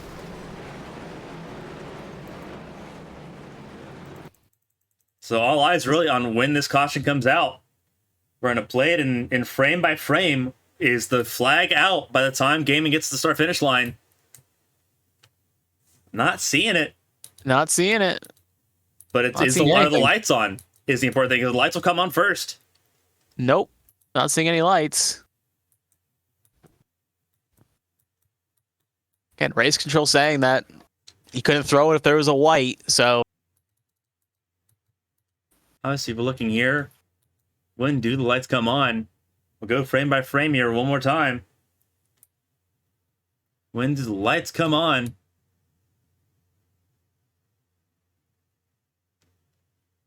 Lights come on really late. Yeah.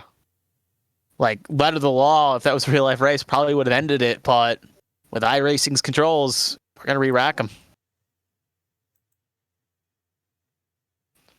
Very interesting there. Mm-hmm. So that's going to put Seth Wansing, as you can see here, just Pinnell tries to sneak by, but just nowhere to go. So Wansing's not going to be on the outside here. With Ryan Pinnell in Feather Place, it's just, you can just see not many cars. We started this race with 20 cars, and only got 10 in that shot, with Roberts on the pit lane along with Eldridge George.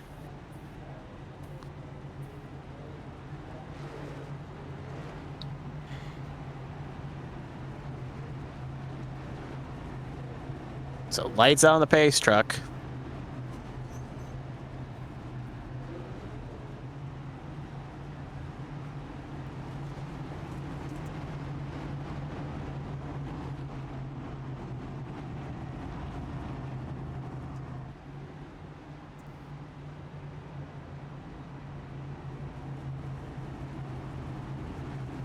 All right, Gaiman, basically, you could argue had it once, had it twice. Gonna need to do it one more time. Yep. It's Gaiman, Wansing, Ryan Pinnell in third, then Fetter Place in fourth. Green flag in the air. The second attempt at an overtime finish is underway. 61 gets a good jump there. Except Wansing's not close enough. He's going to be under pressure from both Pinnell and Feather Place. Both Feather Place just clips the wall there. All eyes going to be Josh Gaiman. He will take the white flag here. No dispute about that. One lap to go here in Bristol. Wansing a distant second, half a second back. He's going to have to throw anything he can to 3 and 4 if he wants a chance at this. Coming to the checkered flag. Josh Gaiman's going to make it a weekend sweep. He wins on Easter. After Wansing brings home a second, Ryan Pinnell gets third. But that was a dominating performance by Joshua Gaiman. Honestly, probably one of the most dominant performances so far we've seen in the A-Square Cup Series this season. Only times he really was not in the lead was when he had a pit. I see Ryan Pinnell got into it there a little bit with Wansing. Mm-hmm. And this would be Ryan Pinnell's career best finish in the series. First podium. Yeah. He'll be happy about that. Wild finish there, but Josh Gaiman obviously rights the ship there. And Obviously, you hear the fireworks going off there a little bit off in the distance. Mm-hmm. I know Fifth some drivers. career win for Josh Gaiman.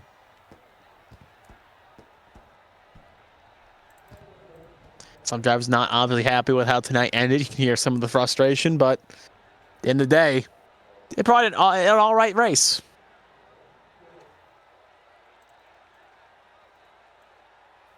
Obviously, we'll hear from the drivers here shortly. Have our podium interviews presented by Fear Faction Apparel.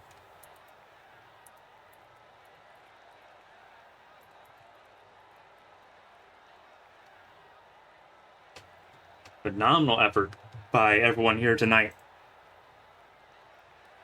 Let's see, unofficial results will be popping up on the left side of your screen here.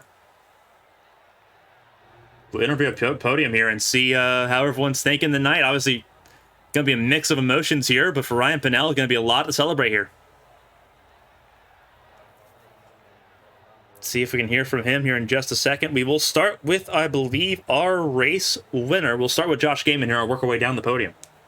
All right, sounds good.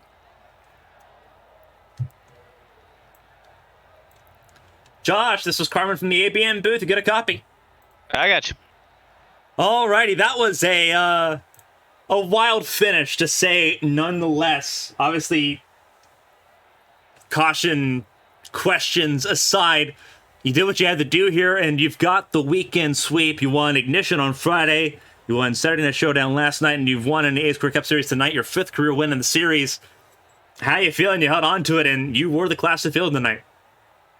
Yeah, it was, it was kind of rough there throughout the race, but as long as I kept the car going the right direction, it was fine. I had a really good restart there after the first stage. I took a set of tires just to have cold tires on the car, and it just seems to help it out for the first 5-6 laps, and then it kind of just settles back in. But I figured, why the hell not? Obviously, you look at how crazy this weekend has been just across the board and how rubbered in it got. You never really shied away from using the entire racetrack at your disposal. Kind of just for those that maybe aren't as affiliated with dirt racing or all that stuff. Kind of walk in how this track evolved and how it changed and how you had to kind of adjust with it. Yeah, it was. I mean, whenever it's fresh, it's super fast. You can run pretty much wherever you can put the car. It really quickly starts to wear out, and just, I guess, from the high banking and how much force you're putting the car through going through the corners, it wears out super fast, and the track moves up. I think iRacing did like an update to the cushion or something, I don't know, a couple weeks ago or whatever, and this track, you can put it to the top and it will not hit the wall if you hit it right. So that's pretty much just what I focused on practicing throughout the week and getting better at. I think I might have touched the wall like 4 or 5 times through the whole race. Maybe a couple more times, just bouncing into turn 3 because it gets pretty nasty. But it's definitely really fun to drive. Probably more fun with a sprint car or a late model or something like that. But it was pretty good.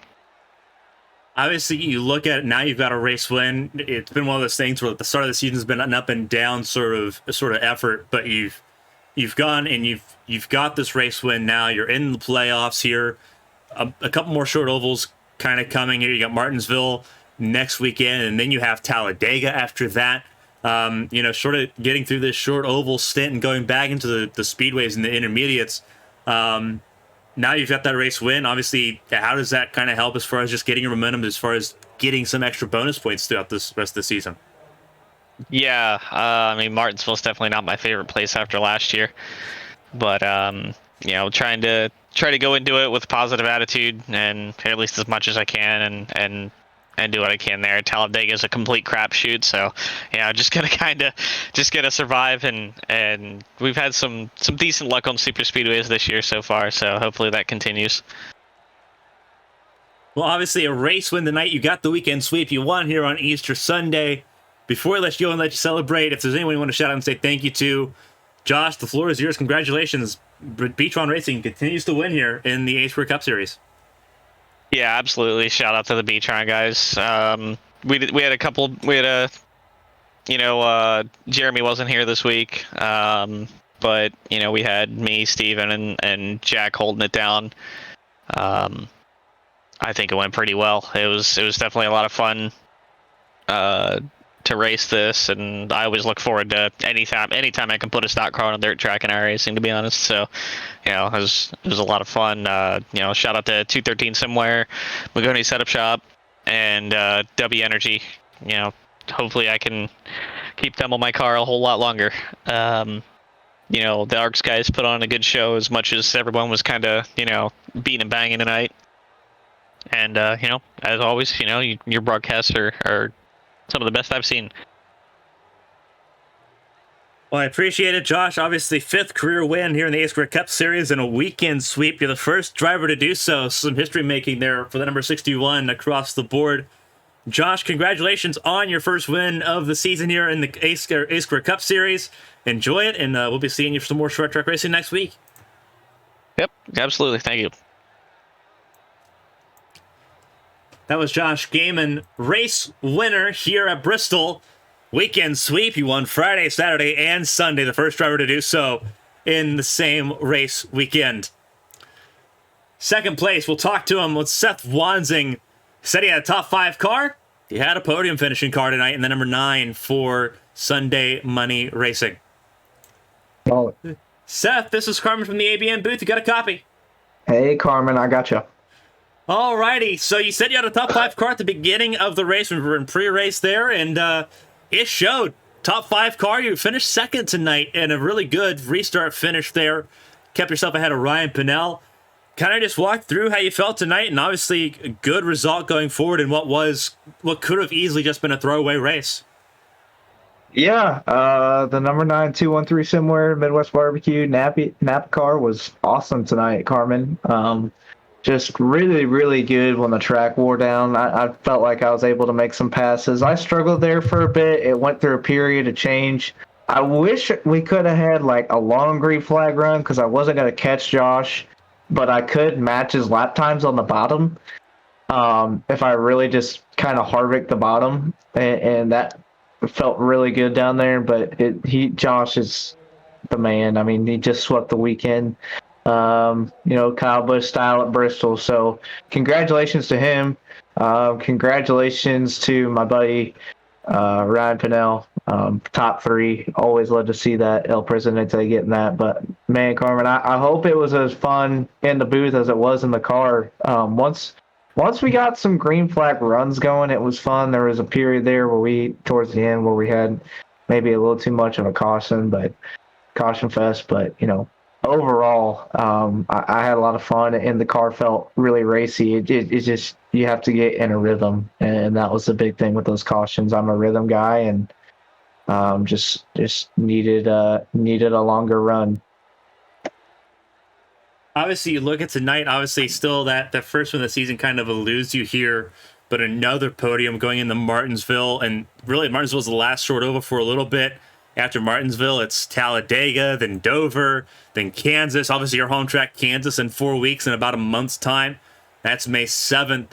Obviously, it's starting to kind of fall back into the bread and butter for you here, but you've had a lot of consistency this season, something we didn't see at the beginning of last season.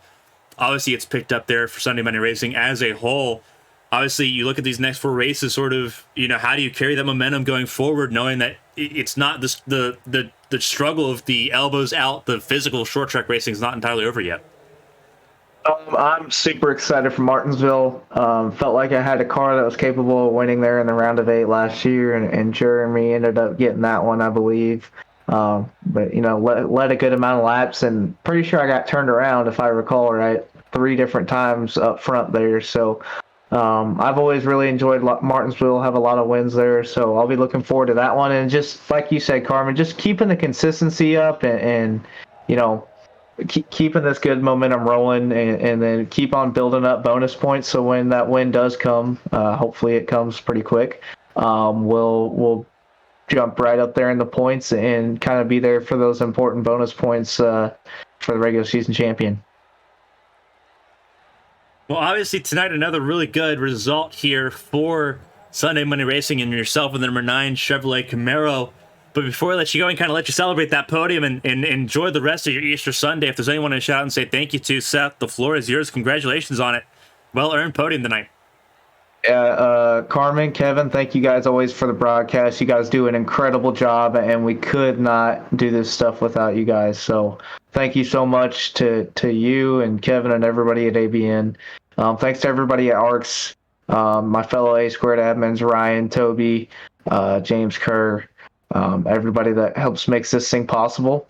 And then the fans watching at home, hope you enjoyed the show. And Midwest Barbecue and 213 somewhere for being on the car this year. So hopefully some wins coming our way, but we'll keep on trucking along and having these good consistent runs. And we'll go on to Martinsville next week. And happy Easter, everybody. Absolutely. Again, Seth Wanting, congratulations. Second place finish, another podium here for the number 9 for Sunday Money Racing. Enjoy it, and we'll be seeing you next weekend. Thank you, Carmen. That was Seth Wanzing, our second place finisher here tonight. We got one more interview. First time we've been able to do this in A-Squared broadcasts. It's El Presidente himself, Ryan Pinnell for Presidential Racing. We get to talk to him and hear what he has to say. His first career podium in the A-Squared Cup Series. The series that he helped create, finally getting onto the podium and getting some hardware. Ryan, this is Carmen from the ABN booth. You got a copy?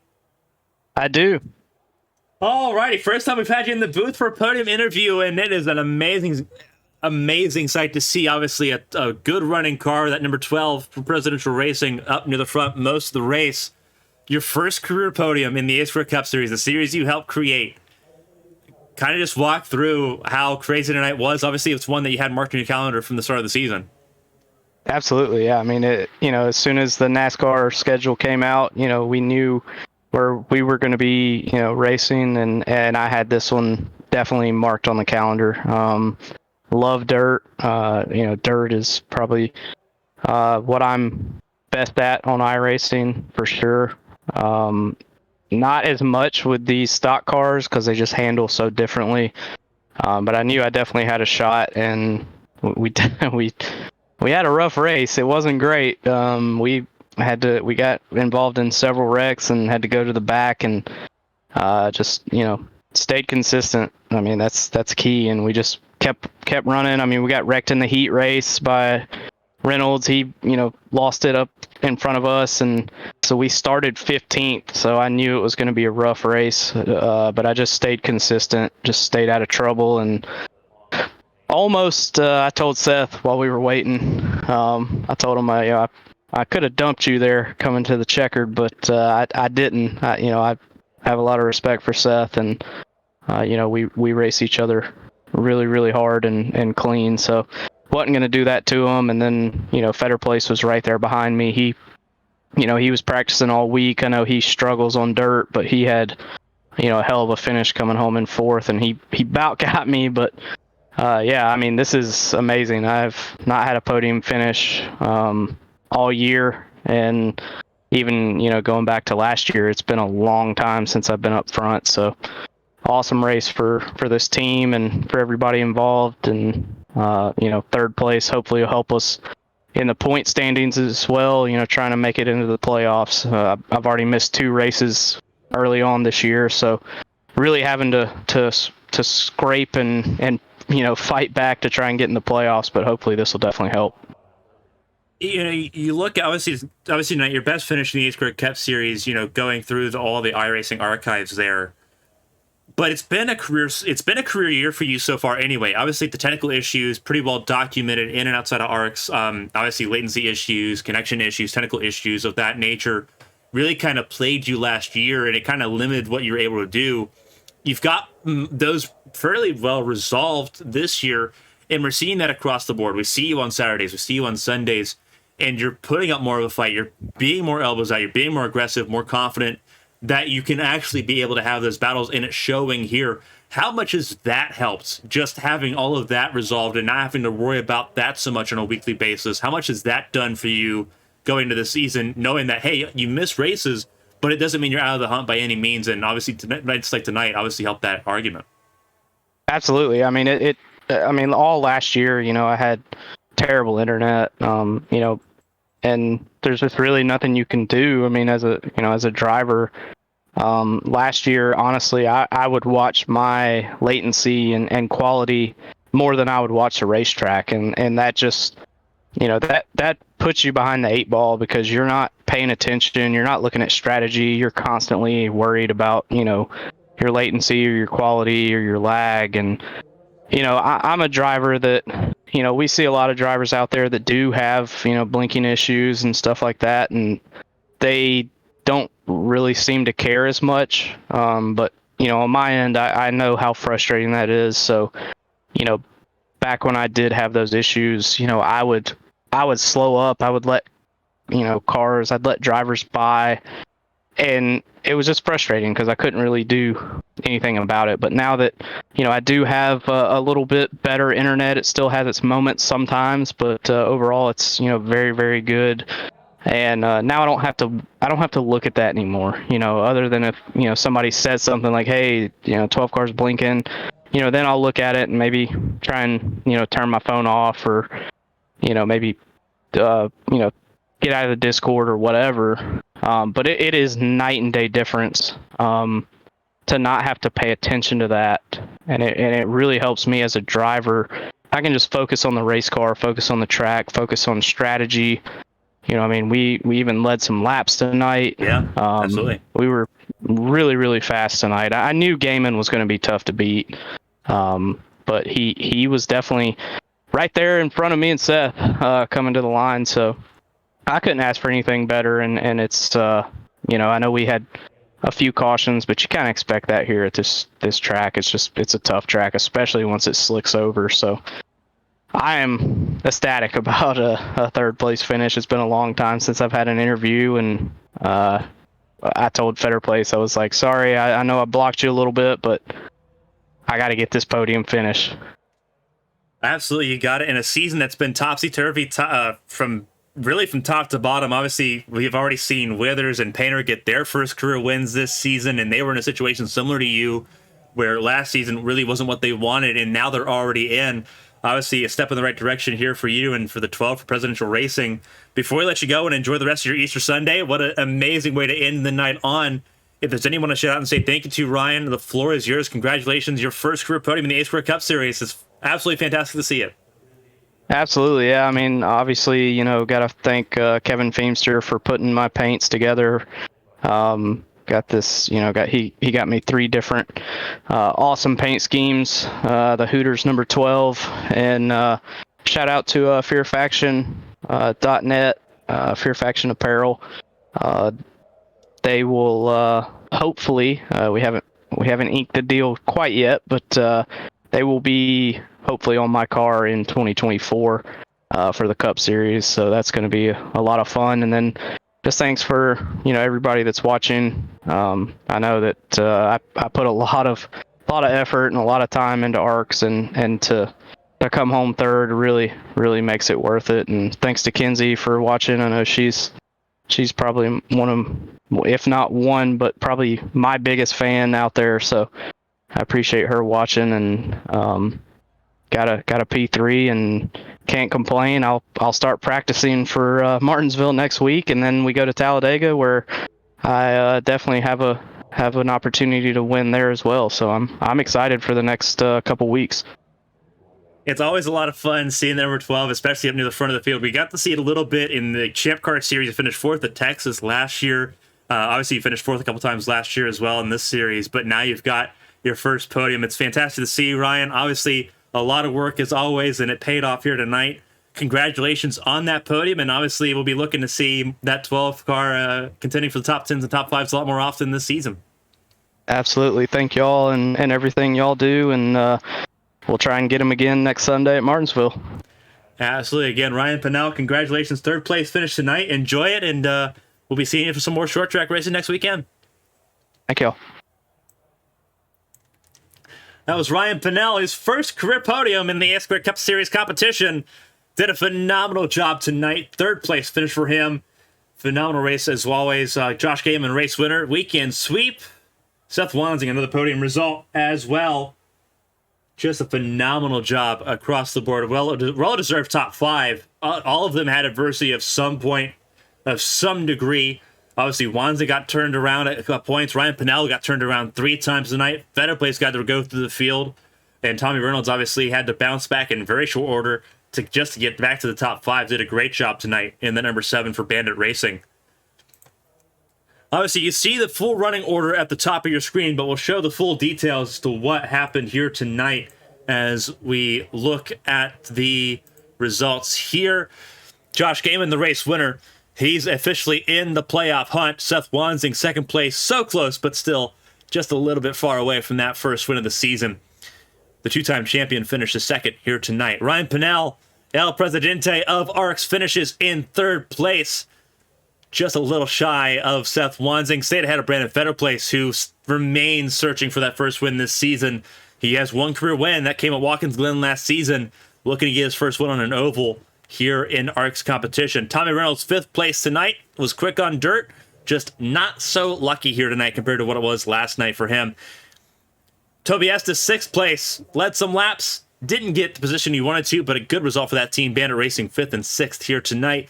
Donald Ray, a good result for him, recovering well, was involved in a couple early incidents, but kept it quiet after that and got a 7th place result tonight. Jack Mulkey, top 10 on dirt. Didn't think he'd even be close to the top 10, but 8th place for him for Beatron Racing. Then you have Black Acid Racing 9th and 10th with Brian Rupert and Austin Purnell. Kevin Feemster and Bryn Roberts 11th and 12th. Roberts obviously finishing 7 laps down, collected late into that race. Irish George, 13th place. Couldn't get by Bryn Roberts there, but will end up level with him 7 laps down at the finish. Stephen Oberstedt, the last driver to take to the checkered flag here, finishing 8 laps down for Beatron Racing. Cody Riggs, the first official retirement in this race, 15th place is where he'll end up.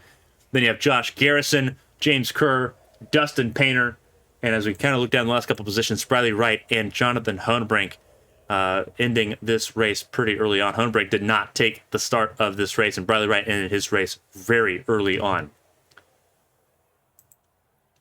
A lot of work going into the next week. Tomorrow night, the HTL Cup Series, it's their all-star race at Atlanta. Going to be a lot of fun tomorrow evening. There'll be the All-Star Open. That begins, I believe, 8 p.m., and then the All-Star race comes after that. Going to be a lot of fun. Nothing on Tuesday, nothing on Wednesday, nothing on Thursday, other than maybe some Cup Series testing. We'll see about that. Obviously, next Friday, the Twiggy iRacing Series heads to Martinsville. I believe it's Martinsville just about all weekend long. We'll double-check on the calendar there. But short oval racing is very much going to be kind of the theme over the next week or so. In fact, it is Martinsville. Martinsville Friday night for the Twiggy iRacing Series. Obviously, we know Martinsville next Sunday for the A-Squared Cup Series as well. And looking through the calendar here, it is Martinsville on the 15th. So Martinsville all weekend long, Friday, Saturday, and Sunday. Next weekend, you know where you're going to be. You know where to find us. ABN Esports on Twitch, abnesports.com for all of your esports needs for ARCS, Twiggy, HTL, and obviously our in-house competitions here on ABN. But for everyone that tuned in tonight, we appreciate you spending your holiday weekend with us here on ABN. On behalf of ARCS, Midwest Barbecue, Darkside Mustangs, Fear Faction Apparel, and all of our partners here on ABN, Admin Box, Agent Inc. Apparel, E83 Flying Machines, and obviously everyone here on behalf of my co-commentator Kevin Young, I'm Carmen Hardy. Until next time, stay safe, stay healthy, enjoy the week ahead. If we don't see you tomorrow night, we'll see you at Martinsville. But until then, stay safe and stay healthy. We'll see you next time.